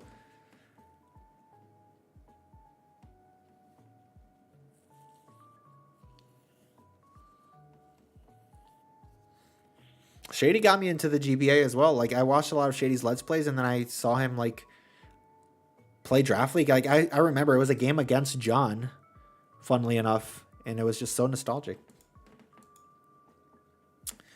Right, chat. So out of all of these Pokemon, I don't know if you've seen it yet. Maybe I spoiled it, but out of all these Pokemon, chat, who do you think is the kill leader of the entire league?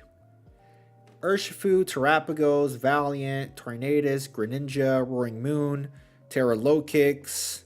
We've got Palafin. We've got Bundle. We've got Uni, the Kilowattrel. Who do you guys think is the kill leader of the entire season? I've tried poking Super Lot to do draft again. No luck. Damn. I remember Nick as well. Spooky Boy, can't be Iron Crown. It has to be one of the Pokemon that are here, because if they're the MVPs of their team, obviously they're going to be the MVP of the league. Like, it has to be one of these Pokemon. Come on, Spooky Boy, lock in. It can't be Iron Crown. Jack's MVP for now, right now, is Zarude. So, like, come on. Lock in.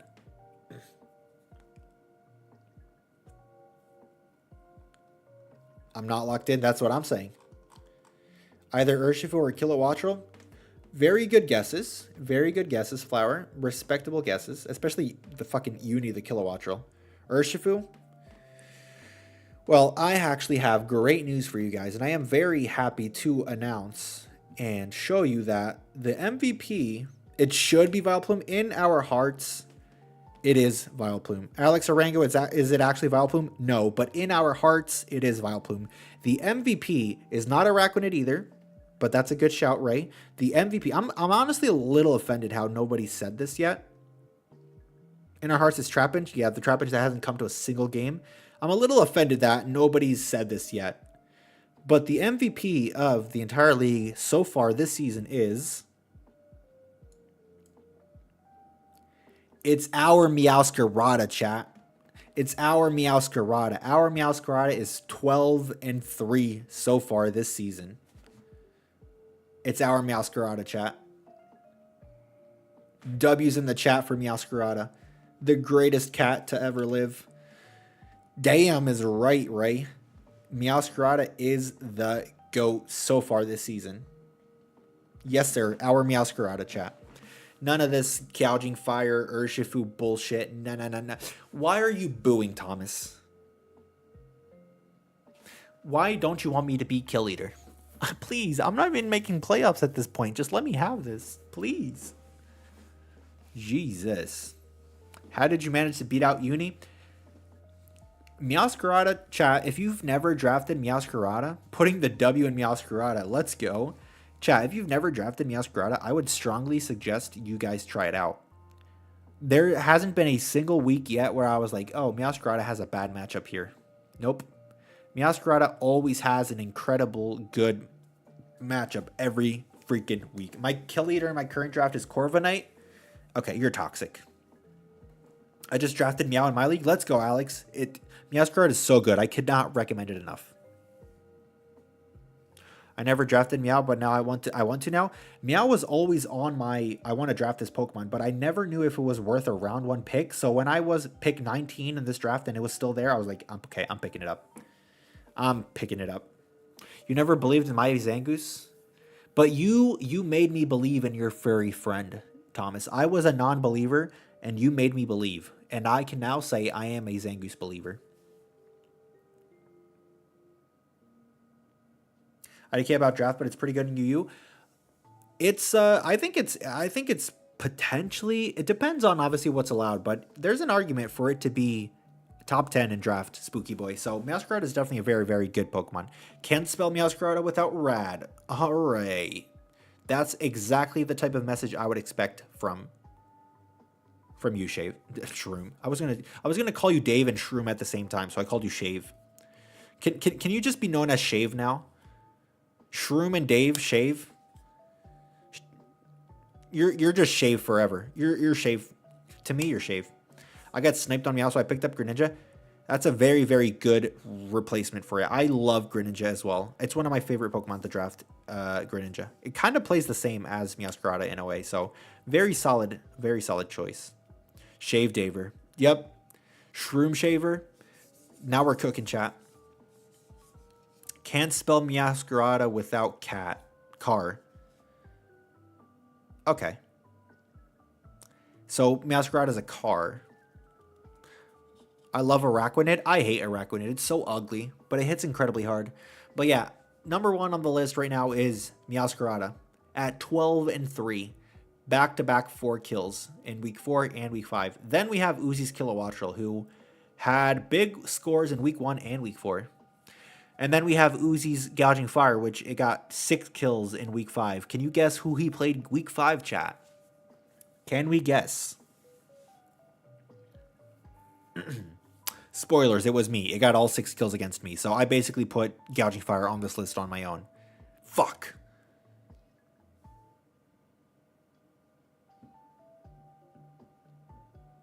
Choice Band Araquanid. It is very, very strong. Can't spell Meowscarada without ow, which is what all those mons it killed said. W Athena. That's a good one. I like that one. I like that one. That comeback was crazy. Yeah, we were talking about it earlier before, Bandito. Obviously a little unfortunate that I was about to 6-0 Uzi and then I didn't, but game's the game. Game is the game. Then if Meowscarada was banned, it would be the Uber ride. So it would be banned from UU and it'd go to Ubers. I can see that. Yeah, the game was hard to watch and it was hard to edit back as well, but like I said, game's the game. I think I played pretty well. Unfortunately, got flinched. I was going to 6-0 one of the best players in draft, and it just didn't happen. So there's not much you can do. You got to move on. Joey's Urshifu is 8-3. I was going to say only 8-3, but that's pretty respectable. That's pretty respectable. It picks up consistent kills. And then obviously Q's Araquanid is up here because he just keeps clicking Banded Liquidation with it and killing everything. We know how big of a threat low kicks can be. And then we just have just strong Pokemon in 8, 9, and 10. Can't spell Meowscarada without Scar from the Lion King because of the jungle and shit. I don't know. Okay. Meowscarada is a cat. It's not in the jungle. Chat, is there any specific Pokemon you want to know how they are doing in terms of, like, KD? In terms of, like, kill record? If there's any Pokemon you want to know, then let me know. I'm going to go get water because my throat's kind of sore. So I'll be right back. But leave suggestions, and when I come back, we'll look at them.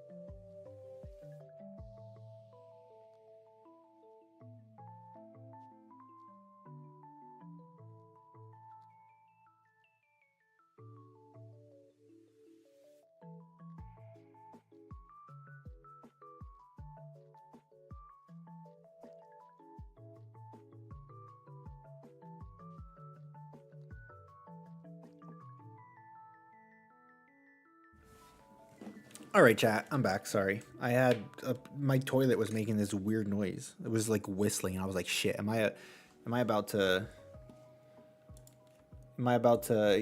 something pop out my toilet or something?" But no, we're good. I think. So, suggestions. We have Muck, Swampert, Pecharunt. Pecharunt did get drafted by Q. Yes. Did anyone draft Hawlucha? I don't think so. If a Pokemon dies from rocks, poison, toxic spikes, does that kill count towards the hazard setter or the Pokemon out? I think it goes towards the hazard setter. Does Screamtail have any kills? We'll check that in a second. We should check the bottom. Oh yeah, we should check. We're gonna check the rest of it because there's some like top tier Pokemon who are kind of towards the bottom. But we'll go through the suggestions first. So Spooky Boy wants to know where Muck is. Okay. Let's check out where Ellie's Muck is. Ellie's Muck is down in 39th. Oh, speaking of Ellie. Hi, Ellie. Good evening, gamers. Good evening, gamer. We're looking at your Muck. We're looking at your Muck, which is 4-3, which is honestly respectable for a Pokemon like Muck. Very, very respectable. 4-3 is respectable for a low tier Pokemon like Muck. Swampert. Muck Iron Valiant. You know what? You might be cooking. Bandito. Swampert is only 1-3. But to be fair, Swampert is one of those Pokemon that you'd expect to be negative because it's more like utility based. You're gonna be flip turning, getting up rocks. You're probably not gonna be picking up a lot of kills. So, but Swampert is an incredibly good Pokemon. So. This record here doesn't really mean much to it, I guess. Pecharunt. Pecharunt is, I think... Yeah, Pecharunt's right here, so it's not too far down. It's 6-1. Pecharunt is 6-1.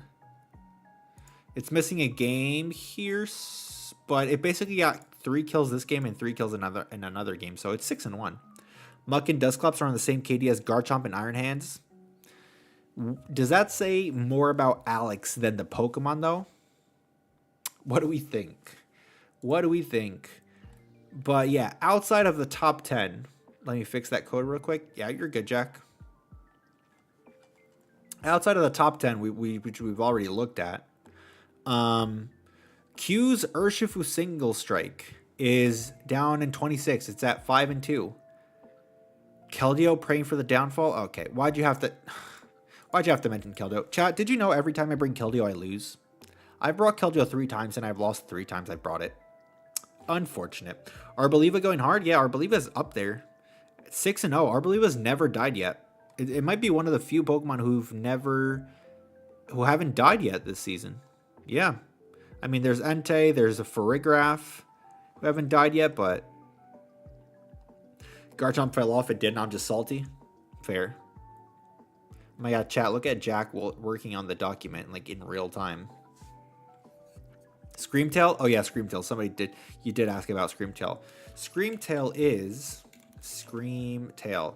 1-4, so it's gotten 1 KO this entire season. It's died 4 times, but a little like Swampert, Screamtail is much more utility based, right? It's more about you know, getting up screens, getting up rocks, encoring, T-wave type shit. So it's respectable. Chat, my Keldeo is right here. It's 1-2. It should be 1-3. I think Jack's fixing it. But yeah, Keldeo has gotten 1 kill and has died every time. So every time I brought Keldeo, I've lost. Every time I brought Keldeo, I've lost. So as it should. Okay, Thomas is the bigger Keldeo believer. Hater, I mean. Chat, are we Keldeo believers or are we Keldeo haters?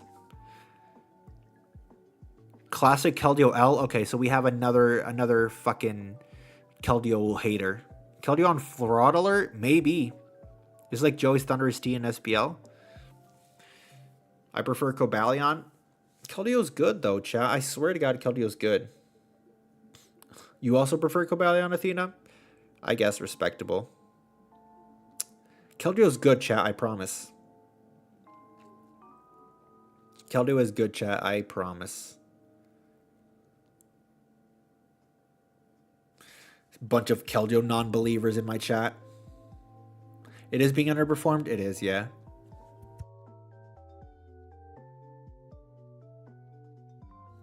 I mean, I know, was it Gator? I think Gator did pretty well with it in SPL, but I also think he crit a bunch of things with it, so who knows. But basically, Keldeo, I've lost every time I brought you, so it's a feels bad for sure. It's a feels bad. Keldeo went on a spree with Keldeo? Do you mean Gator went on a spree with Keldeo? Yeah, Gator went on a spree with Keldeo, yeah. That's why I kind of drafted it, because I was like, maybe Keldeo is actually good. Turns out, chat, it's maybe not that good. It's not that good. Any other Pokemon you guys want to... Words mix in my head. You're good, Flower.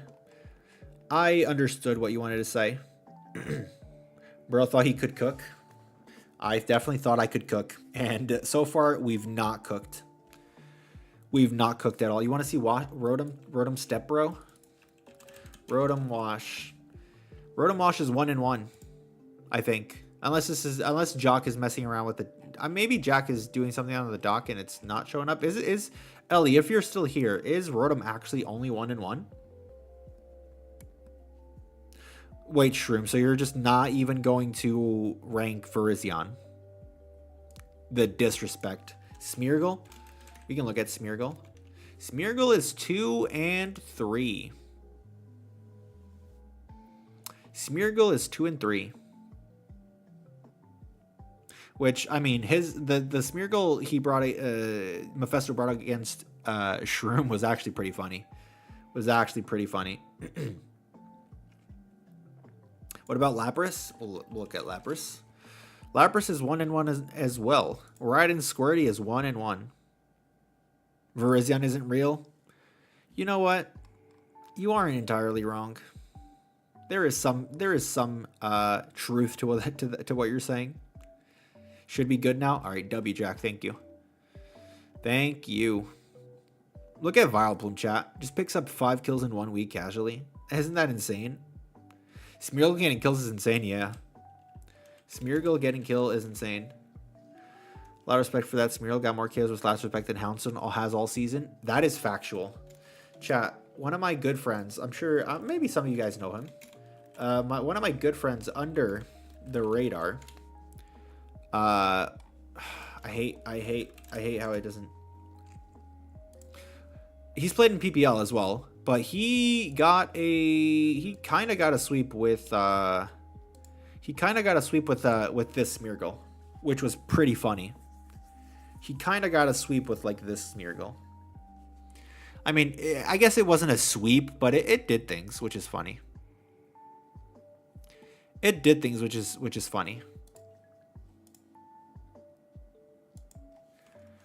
Like, he brought it in on spikes. He went for fucking Kelly Cook with that Smeargle in a mock battle. I mocked him for that as well, Dave, and I just brought Bullet Seed Rillaboom and it just didn't do anything. No Moody? Nope. No Moody. Moody is banned.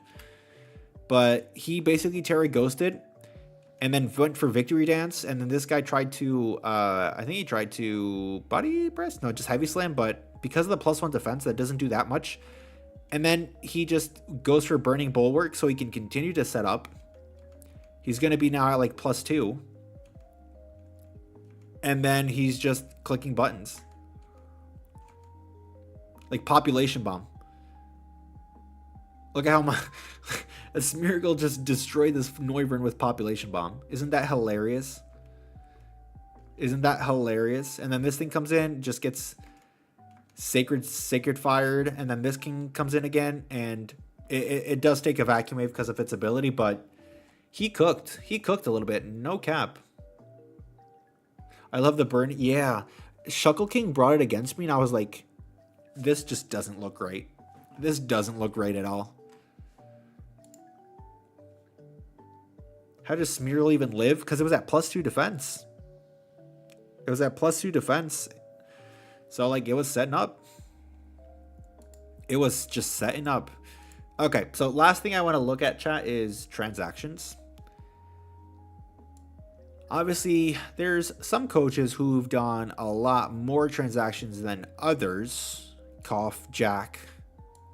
But Jack wasn't the only one. Like, Mount made a decent amount of them. Like, Seabad made a decent amount of them. Alex fucking filled the entire thing. All right, let's see the bottom of the MVP table. Oh, okay. You want to see the bottom of it? Okay, let's look at the bottom. Let's see what frauds we can spot. Latias, fraud. Tyranitar, fraud. Zapdos, fraud. Sneasler. Okay, chat, I was having this discussion yesterday with my friend Cherry. Chat, do you think Sneasler is a fraud? Do we think Sneasler is on fraud watch? Because I think low-key, yes. Darius Zapdos got cooked by a Dusclops. It absolutely did. It absolutely got fucking destroyed. Sneasler's a line. Sneebad's just not been using him his best. It's not only Seabad though. Like, I've seen a lot of people struggle to use Sneasler effectively. It's, yeah, because you're like expecting something with Dire Claw and then just nothing happens. You're like, fuck, what now? Daria has been super unlucky. Like, I remember her missing Hurricane against Q and shit. Sneasler is best when you don't fall for the Dark Claw alert. Facts. I think Gunk Shot on it is a very, very real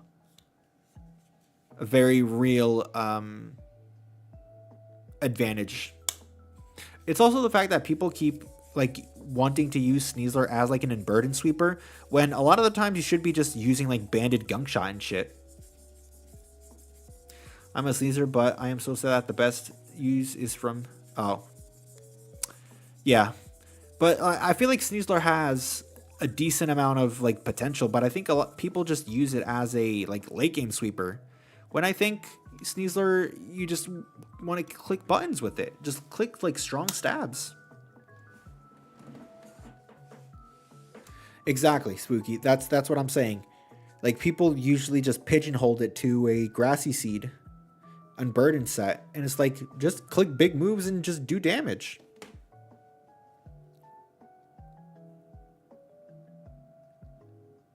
I know a place people can see good Sneasler. I don't, Thomas. I don't. I have no idea where people would go to see good Sneasler gameplay.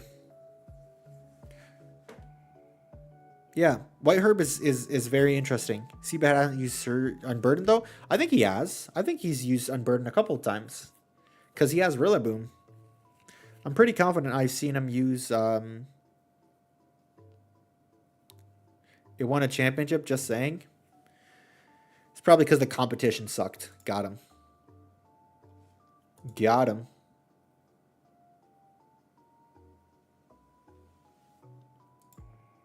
White Herb plus CC can definitely do work with Unburden. Yeah. Chase has gotten crazy unlucky. I think it's also the fact that people just naturally will run Covert Cloak on stuff so that they don't get affected by Dire Claw.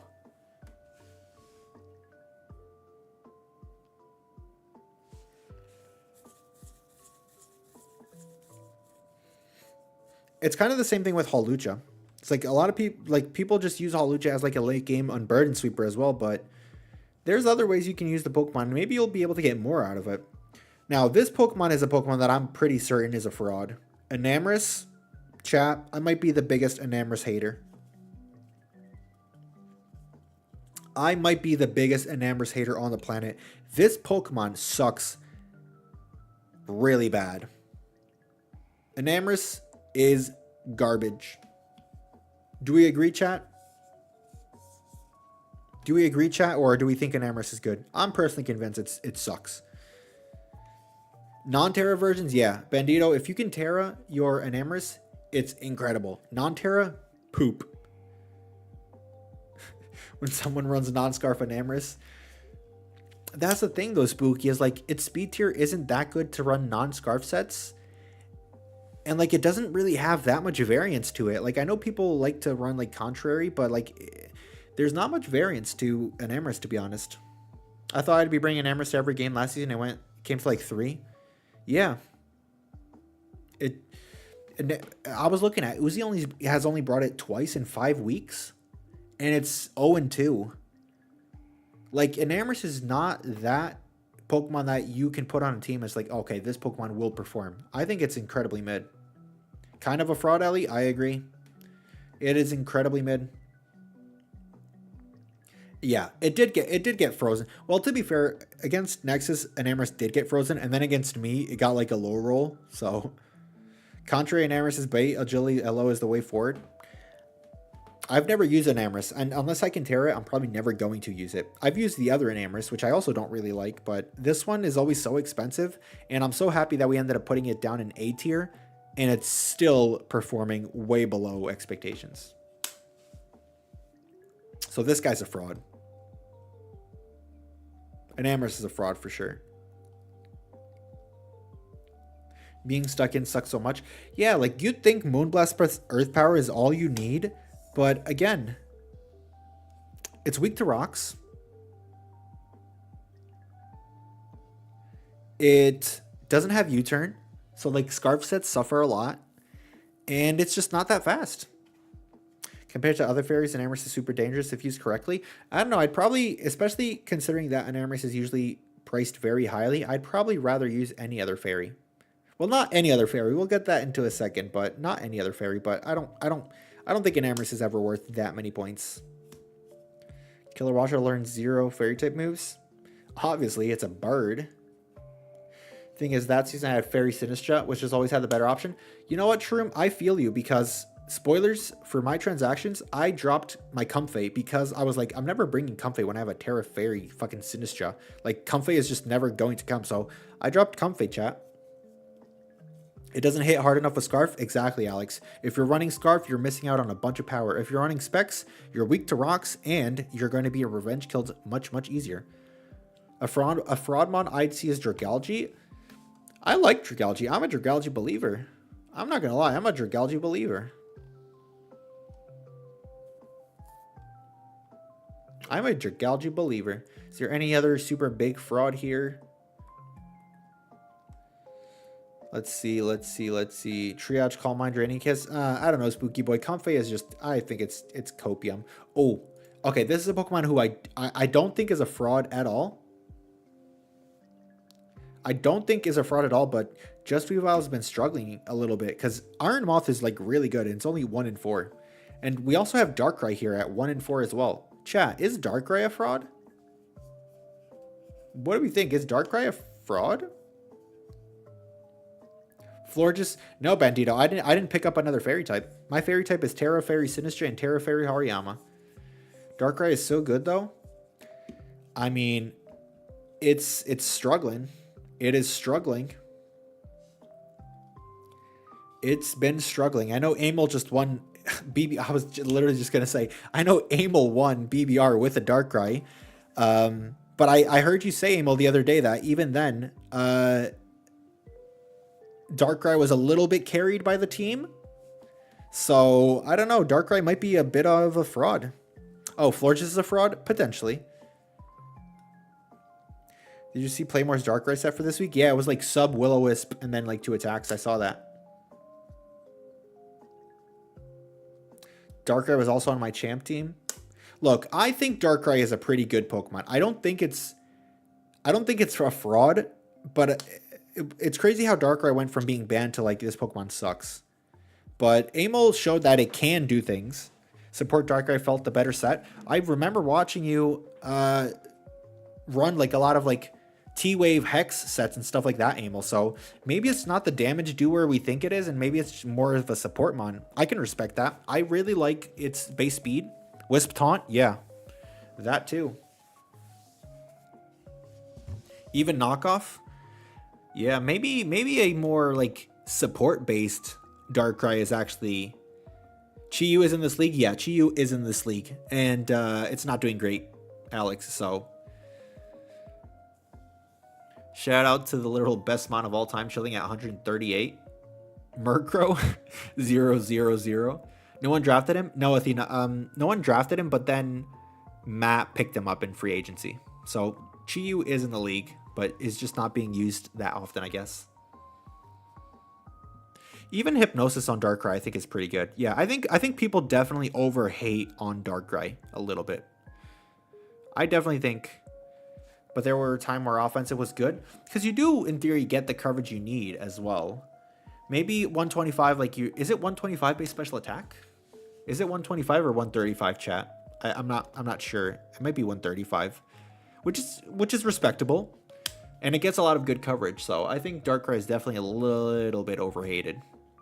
I think Darkrai has potential.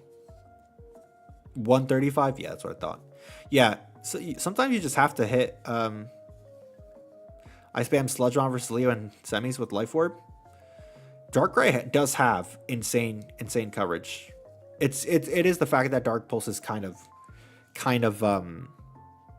weak at only 80 base power.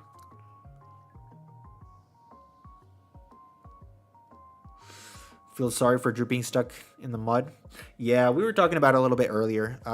Drew is always a vibe to watch, and it does suck that he's been struggling in the last 2 leagues, because before that, I remember him being like super close to making playoffs and stuff. So he's definitely had a very, very tough time for sure. Yuxi and Hisuian Quillfish go to defensive court. I really like it. I really like him. I'm a big fan of these guys. I just wish Quillfish had flip turn, but outside of that, I'm a big believer of Quillfish and Yuxi.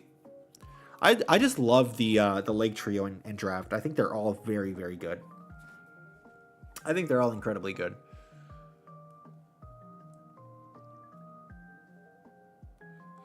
Oh my god, Vepsis' Ogerpon is only 1 and 2? Fraud. What's your opinion on Uber's leagues? Honestly, Bandito, I hate them.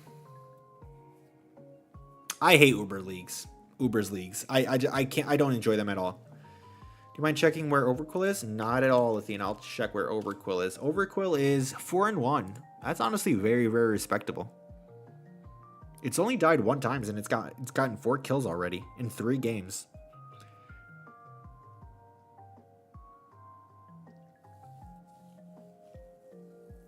I know the next league, Spooky Boy, that Joey and them are going to do is an Uber's league, but I don't really like Uber's leagues. I mean, it's the only league I haven't played in is an Uber's league, so I'd definitely be down to try it. But generally speaking, I'm not a big fan of Ubers. Yeah, the BBL is going to start soon. Are you in the BBL, Emil?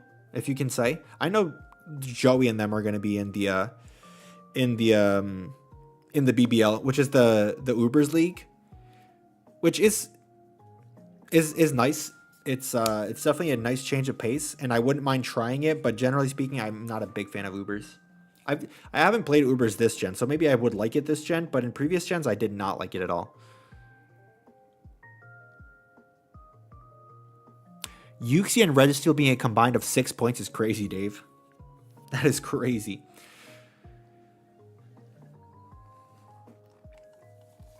What other frauds do we see down here?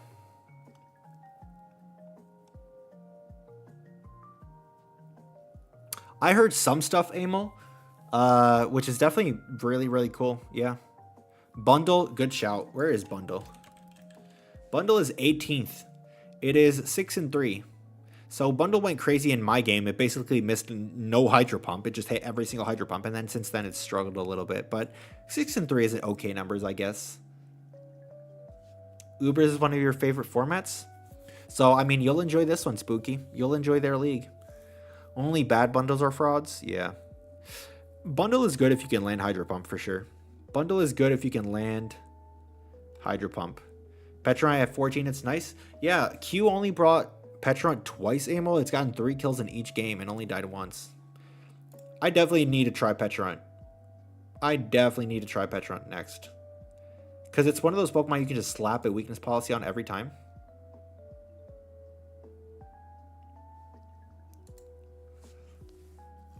And I'm a big fan of weakness policy. So is Pecha terrible in this league? I'm pretty sure it is. But the thing is, Petron doesn't need. Yeah, it is. It can have 2 typings, but Petron doesn't need Terra, to be honest. Pecha doesn't need it at all.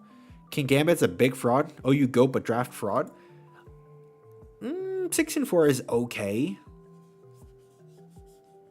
I really wanted it. I was going to graph King Gambit this league because I really wanted to try it out. But I've noticed that Daria runs like Choppleberry on it like every week. So maybe it's a good thing that I didn't draft it. Are you going to try Terapagos plus Petra because I'm a bad person? You are a bad person for that. You are a bad person for that. Terapagos Petron? Is Kingambit B tier? Yes. Yes, it is.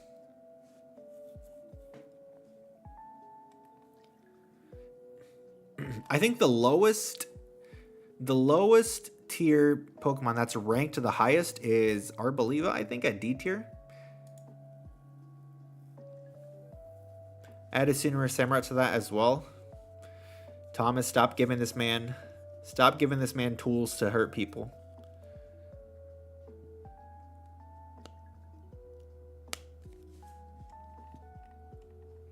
But yeah, chat. So I ended up dropping Comfey, as I mentioned. I dropped Comfey and one other Pokemon. Never leave Joey alone with an Arboliva. That man is a big Arboliva believer, and I can understand why, because it is very scary, especially because it can have like multiple Terra types. Very scary. Yeah, but chat. So I dropped 2 Pokemon and I picked up 1. I dropped Comfey. Can you guys guess what was the other Pokemon that I dropped? Can you guys guess what was the other Pokemon I dropped? I love using Kingambit though. Yeah, I think in the hands of a skilled player like Addison, it can be very, very dangerous. Keldeo? Okay. All right, we're back on the Keldeo hate train. No, it wasn't Keldeo. I did not drop Keldeo. I'm a Keldeo believer. I will make Keldeo work, even if it costs me playoffs, but I will make Keldeo work. I'm a Keldeo believer. It was not Uxie. And it was not Rotom. Yeah, I did, Amel. I did lose every single time I brought Keldeo. I've lost. But I'm determined to make it work. Keldeo is so good this gen. Really, Jack? Because for me, it's kind of sucked. I've lost every time I brought it. Hariyama? No. Alex got it right. I ended up dropping Comfey and Porygon Z. I ended up dropping both Porygon and Comfey. Nah, I would never drop Hisuian Quillfish. I love it. Spooky Boy, I was close. I was close to dropping Sinistcha after getting flinched. But I came back the next day and I was like, okay, let me not drop it. Keldeo is sadly kind of bad this gen. I don't know. I think Keldeo can still be very good. Like, I love the addition of Vacuum Wave. Oh man, I love Porygon Z. I do too, Athena, but I just wasn't able to make it work. But I dropped Comfey and Porygon Z, and I picked up a Pokemon who I think is going to be worth it. I picked up a Pokemon who I think will be worth it. And the Pokemon that I picked up was Salamence. I dropped both Comfey and Porygon, and I mean, to be fair, I picked up 2 Pokemon. I picked up Salamence, and then I picked up a 2-pointer, which was Morgrem. I dropped Comfey and Porygon Z and picked up Salamence and Morgrem. Normal type, ew, that's what I'm saying. I don't need a normal type, fuck that. But yeah, that's what I did, chat. I dropped Comfey and Porygon, picked up Salamence and Morgrem. Do we think that's a W trades or L trades? Are those W trades or L trades? I think that's fine. I think it's 2. I think it's fine too. Wait, I'm waiting. Weren't we talking about Ments when draft was going on? Yeah, Thomas, we were. But I decided I would rather split up and get like Porygon and Comfey. But then I realized over the course of the season that those Pokemon are kind of trash, so I picked up Ments. Ments is very flexible at draft. What does Morgrem do? Just set up screens and die? Kinda. It gets parting shot with Prankster, so it enables a little bit of HO on my team, I guess. Yeah, it does, Athena. It gets Prankster with screens, with parting shot, with Thunder Wave, so it's something. It's something. So yeah, I'm pretty happy with the trades. I'm pretty happy with the trades that I ended up going with. I didn't see myself bringing Comfey or Porygon to any of the remaining matchups, so I decided to do it. I don't know, chat. Every time I ran calcs with Comfey, I was always disappointed. Like, I ran calcs with like +1, Life Orb, Modest, Draining Kiss, and I always was just disappointed. So I was like, fuck it, I'm dropping it. And then Porygon is weird because it definitely does hit hard, but it's too slow. It is too slow. In this league, can you have as many C tiers as your points allowed? Yes. C tiers are the only tier that is not restricted. So I had 5 C tiers. I dropped 2 C tiers, picked up another B tier. Bulk up Morgan, I'm about to go crazy? We might have to. Shit, we might have to. But everything else stayed the same, chat. We kept the Terra types on the Terra Pokemon. I low-key think I have some of the best Terra captains in the league, so I was never going to change that. But yeah, pretty happy with the trades I made there. I definitely think those were W trades. And then I also want to show you. I want to show you the team that I'm bringing against. I'm gonna show you the team I'm bringing against Don Fanatic tomorrow. But I need you guys to promise you will not roast me. I need you guys to promise that you will not roast me.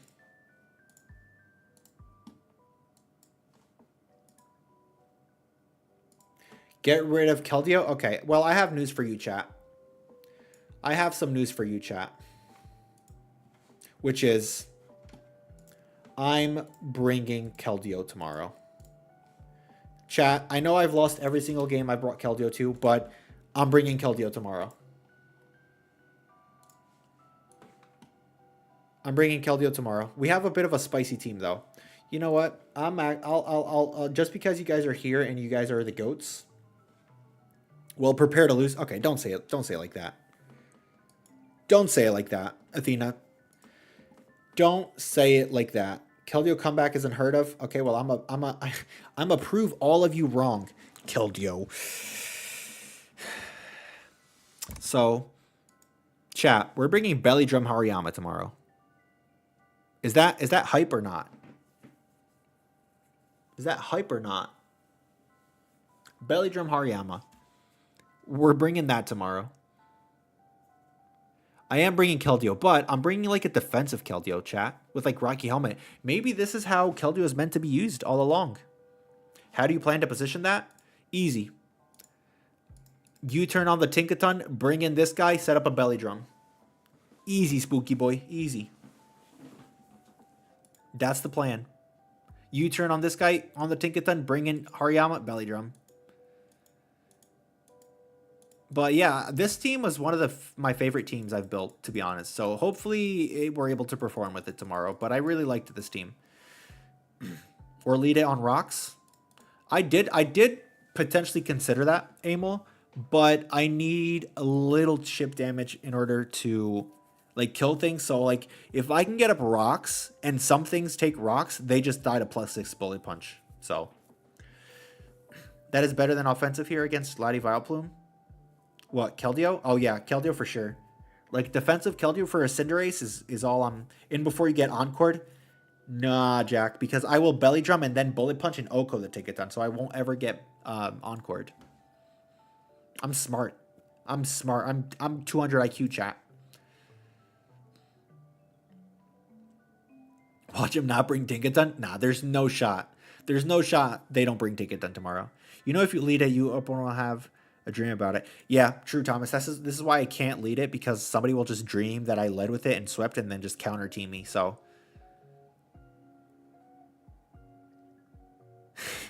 actually, Dave, that's incredible. That is incredible. You'll never see it coming. Hopefully they will never see Belly Drum Hariyama coming. Just needs Focus Blast? No, Jack, we're not running Focus Blast. I'm never running Focus Blast on Keldeo. Come on. But yeah, team features Belly Drum, Terra Water, Hariyama, Protective Pads on Meowscarada, Citrus Berry. So, chat, we have double Citrus Berry this week. We're up huge. There's no way we can lose. We have double Citrus Berry. But knockoff Future and Rocks Thunder Wave. This is mainly for Latios because agility weakness policy Latios can kind of sweep me, so I need to Thunder Wave it. We have got an AV Iron Treads, Rocky Helmet Keldeo for a Cinderace, and then Choice Scarf Rotom Heat, who will hopefully catch him off guard. I really don't think they will bring Gliscor, and if they don't, is this the first game without Sinistcha? No, I didn't bring Sinistcha week 1 either. I've never seen people use protective pads before this season. I think this is like the second time I'm bringing it. I think I brought it. Are you pads now for Plume after Protean? Yeah, basically. And a bunch of like Rocky Helmet. Because obviously Meow is going to be, Tinkaton is going to be Rocky Helmet, I'm pretty sure. So if I U-turn on it, I don't want to take Chip. But it is also super helpful for Effect Spore, yes. It's super helpful for Effect Spore as well. Only 2 Citrus Berry, weak. I've changed, Dave. I used to run 6. I'm only running 2 now. But the whole idea, chat, is that I don't think he'll bring Gliscor this game. So hopefully Scarf Rotom can just Volt Switch around everywhere and really give us some momentum. But hopefully that ends up happening. Hopefully that ends up happening. Who originated the Citrusy? Probably Jack, if I had to guess, because that guy, he loves his Ussies. You think you know a guy and then he brings only 2 Citrus Berries? I'm sorry. I'm sorry, chat. I only have 2. I'll try to bring more next week. 100% was me? Yeah. Can't say I'm surprised. I'm just disappointed. I would apologize. Yeah, but you're not actually sorry, so. You're not actually sorry. But yeah, chat, something else that I kind of wanted to discuss, and I guess while you're here, I can get your opinion on it. I think I'm going to try tomorrow, for tomorrow's battle, I'm not going to do the usual intro at the start, and I'm going to do a separate team builder that's going to be an unlisted video, and the battle itself will just be like a quick 30-second intro, and then we're going to head straight into the battle. Because I don't think the intro is doing very good for my videos, because the graphic it's always bad. Like the retention on it, so I'm going to experiment with cutting out the team builder, putting the team builder in a separate video if anybody wants to like actually watch it, and the battle itself will just be the battle. Do you guys think that could work? Oh, I thought you said the battle's gonna last a quick 30 seconds. No, I can only last a quick 30 seconds, but the battle will hopefully be longer. Funny, I started some usage of Enigma Berry, the evil cousin of Citrus. The Enigma Berry. When who did you bring that against, Emil? Because when I saw you bring that, I was like, what is bro cooking? Playmore does that? Yeah, that's sort of like where I got the idea. I used Enigma back in 2015 when I didn't know any berry. Versus Matthew. But that wasn't the finals game, right? That was the game you guys had in the regular season? Or was it actually finals?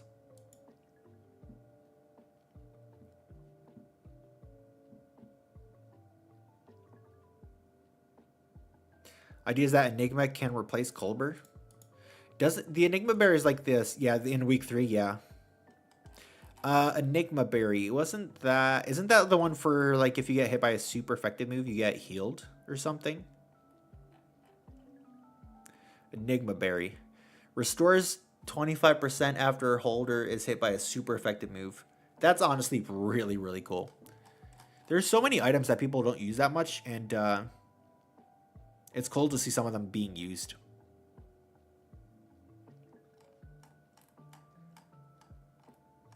Watch the team builder because it's cool.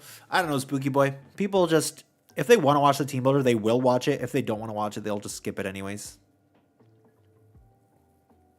Petra was good for it since it has the bulk plus Dark Week. True. Petra might be the perfect Enigma Berry.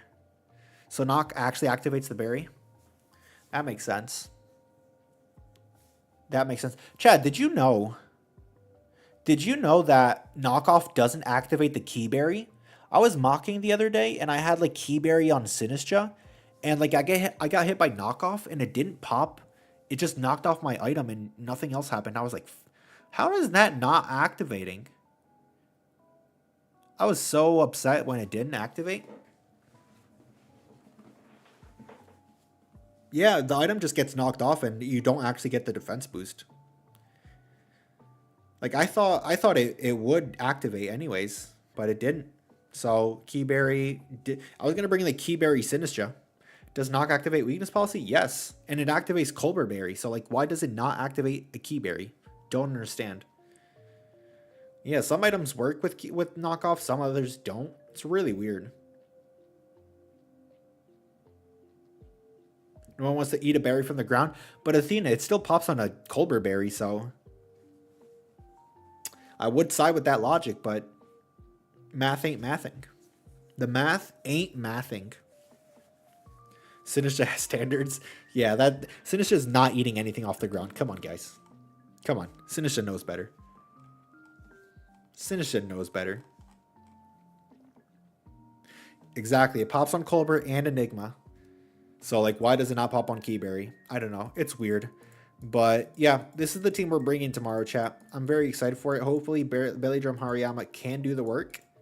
And hopefully we can pull a win. Because, as we've seen, if I lose another game, I'm cooked. I'm out of playoffs. So, hopefully, that will not happen. Let's look at the games we have for tomorrow. And then, if you guys don't have any other questions, we might call it there. So tomorrow we have Necrostevo versus Vepsis. We can do like mini pick'ems, chat. How many games have you brought Rotom to? I can check. Rotom Heat. I brought Rotom to 4 games. 4 games, and it's 3 and 4. I like Rotom. I'm a fan of Rotom. But yeah, so tomorrow we have Necro versus Vepsis. If Vepsis beats Necrostevo is out of playoffs and Vepsis is in a much better spot. So it's going to be a big game for both, because if Necro ends up beating Vepsis, then they will both be 3 and 3. So it's going to be a big game. Kind of leaning towards Vepsis for this one. I think Vepsis is his just knowledge and just I think he'll end up taking that one too. And then we have Shroom versus Seabad. So Seabad doesn't have anything to play for. Shroom very much has stuff to play for. So Shroom needs to win this game. Seabad might just take it more chill. Probably still going to try to win, but because of that, I'll probably give it to Shroom because he actually needs to win.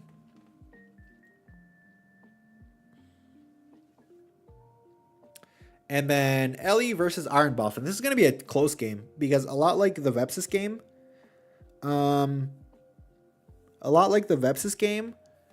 if Ellie wins, Iron Boffin is out of playoffs and Ellie is in a much better spot. If Ellie loses to Iron Boffin, then they will both be 3 and 3 and right back in the playoff mix. So big game for both of them, honestly. Big game for both of them. Then we have potentially game of the week. Chat. Pokemon versus Mephisto. I know for sure many people will be really excited to watch it. Pokemon versus Mephisto. Mephisto, obviously, if Mephisto loses, is he out? Yeah, if Mephisto loses, he is out. So it's a big game for Mephisto. And Joey, if he wins, he can lock his playoff spot. So we might see somebody knocked out of playoffs and somebody guaranteed playoffs already in week 6. So it's going to be an interesting watch, obviously. And then we have Mountain versus Onesie. Joey's undefeated, right? Yes, still undefeated. Yeah, the Don's sort of like getting on track now. He's back-to-back wins, so it's definitely going to be a close game. So it's going to be interesting to watch. Mountain versus Onesie, it's kind of like Shroom versus Seabad. Like, Onesie can't make playoffs anymore, so he's kind of just playing for his pride. Mountain, after losing last week, he will definitely want to bounce back and pick up a win. So we'll see. We'll see if Mountain is able to do it. If he does do it, then I'm like 99% sure Mountain will make playoffs. So interesting to keep in mind. And then we have my game. Jack versus JRicky. Chat, let's be honest here. Are you guys, knowing that I brought Keldeo and seeing the team that I brought, do you think I have a chance of winning? Do you think I have a chance of winning? Be honest. Jack, okay. You hurt my feelings. You just hurt my feelings.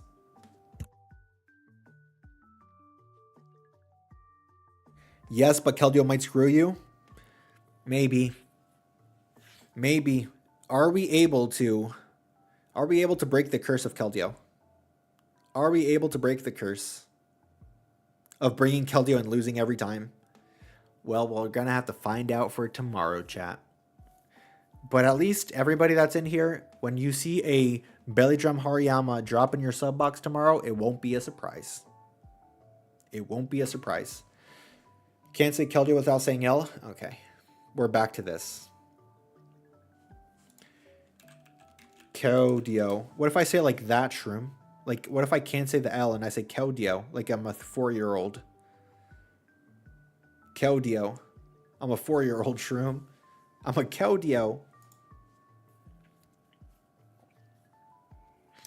Just Weavile against Daria. Big game as well. If Jack loses, he is out. If Daria loses, they are back in the playoff mix, which is going to be a bit rough for them. If Daria can win, that's the nickname it needs. Honestly, if I name it Keldeo with a W, it might win me the game, Emil. You might be a genius for that. Only if you narrate the entire battle like a 4-year-old. Oh man, I can't believe I got quit. Oh, I got hit by a critical hit. God, why'd you make me do that, Shroom? I'm so embarrassed I just did that. No, we're moving on, chat. Just don't acknowledge that. No one acknowledged that. It just happened. But yeah, Just Weavile against Daria. Just Weavile might be done for if he loses, and Daria might be in a good spot if they win. But if they lose, Just Weavile is back in the playoff race. Hawiyama. Okay, I hate what this has become. Hawiyama. Anyways, Q versus Uzi. Chat, do you think Uzi is going to end Q's win streak? Do we think Q will end the win streak? Yeah, exactly, Shroom. Nothing was said there. In the last 20 seconds, nothing relevant was talked about. We can move on. Q versus Uzi is going to be close. It is going to be close. Is Q going to remain undefeated? Or is he going to lose his streak? Find out tomorrow, I guess. I don't know. I help Q, but Uzi.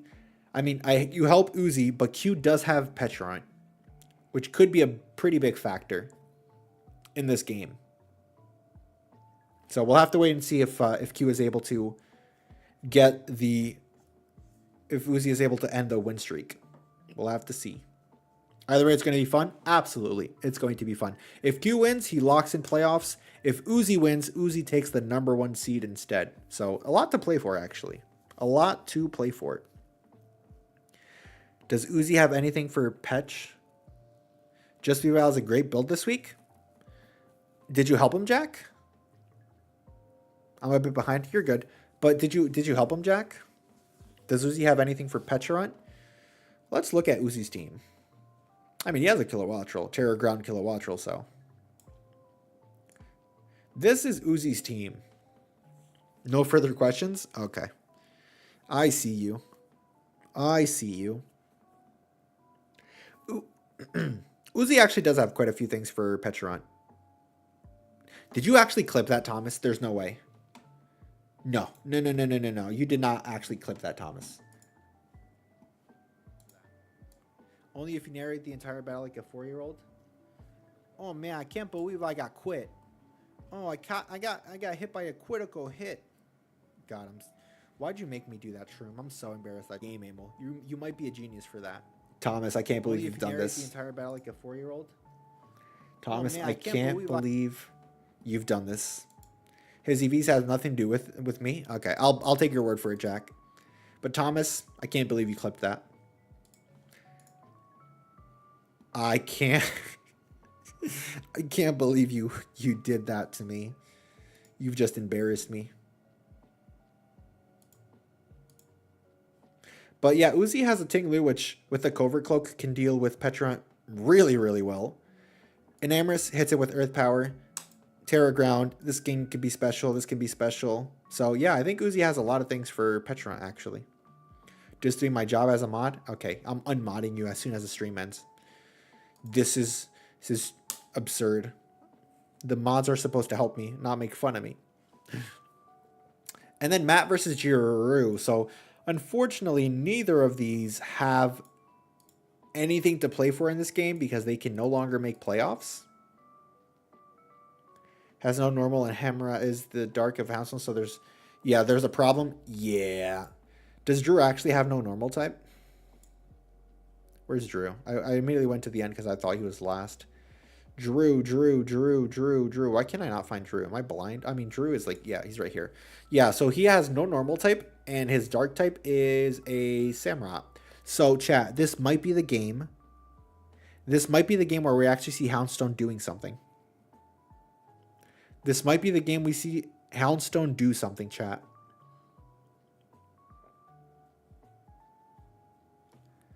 Houndstone and honestly, Chi Yu as well. Oh, he doesn't have Chi Yu anymore. Never mind. But yeah, Amel is right. Houndstone against this team kind of cooks. Show me a ghost switching. There is none. Might be the game, chat, where we see Houndstone cook. And for that, I'm going to give the matchup to Matthew because Houndstone might actually cook.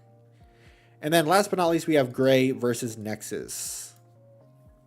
He never actually had Chi Yu. Chat. Wait, what do you mean, Jack? Is this just like the Mandela effect? He dropped it in Gray's. Okay, so he did have it at some point. But he's never had it since Grace. Gotcha. I definitely thought he picked it up again. Maybe that's just the Mandela effect in the PPL. Everybody thinks he had Chi Yu and he's actually never had it. That's crazy. That is crazy. But yeah, Jack again, Nexus. Jack has a lot to play for. Nexus doesn't have much to play for, but I know Nexus is trying his darnest to get better. So not going to be an easy game for Jack, but because of what's at stake, I would expect Jack to pull through. Jack's team is disgusting. I'm not looking forward to playing you at all, Jack. I'm not going to lie. I'm not looking forward to playing you at all. Your team is gross. Who the fuck? God, your top four are so incredibly scary. I really like my team. I like your team too. I just don't want to play it. But your top four are incredibly scary. Leafeon about to sweep you? Okay. I mean, Jack, if you sweep me with anything, can you please sweep me with Ride and Squirty? Please. Iron Crown is such a goat. I think Iron Crown is underrated. Yeah. I think it's a little underrated. I sure can. Love it, Jack. Thank you. But yeah, I'm not looking forward to playing Jack at all. I'm a little scared of this team. But yeah, those are all the games we have this week. So we've been over standings, chat. We've been over the MVP, which by the way is Masquerada. It would be my honor to ride and Squirty all over your team. Okay. That might be where we end it, chat. That might be where we end it. Jack wants to ride and Squirty all over my team. And I don't feel comfortable with that. So. And on that note, exactly. And on that note, that actually might be the best time to wrap it up. Chat, we've been over standings. We've been over the MVP. We've been over the schedule and some transactions. Jack, that might be the worst thing you've ever said. Yeah. This is not okay. This is not okay. Yep, the best time to wrap up was before you typed that. Well, it's too late for that now, isn't it? It's too late for that now. Well, chat, is there anything else you want to know about from this season? Any questions for me about the doc? For any of the coaches in chat? Is there anything else you guys want to know? You chose to repeat it though? You cannot, I can't see that and not repeat it. You have to understand that. If I see that, I'm repeating it. You bet your ass I'm repeating it.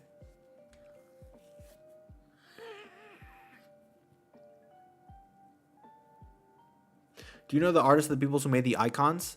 No. I know I got my logo made off of somebody on Fiverr. I don't know who made the logos of everybody else though. So Who?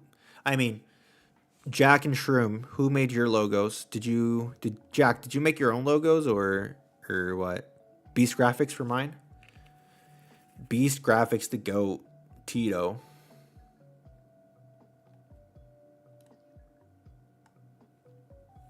You edited after? Fair. But yeah, mine was just random handmade shrooms as well.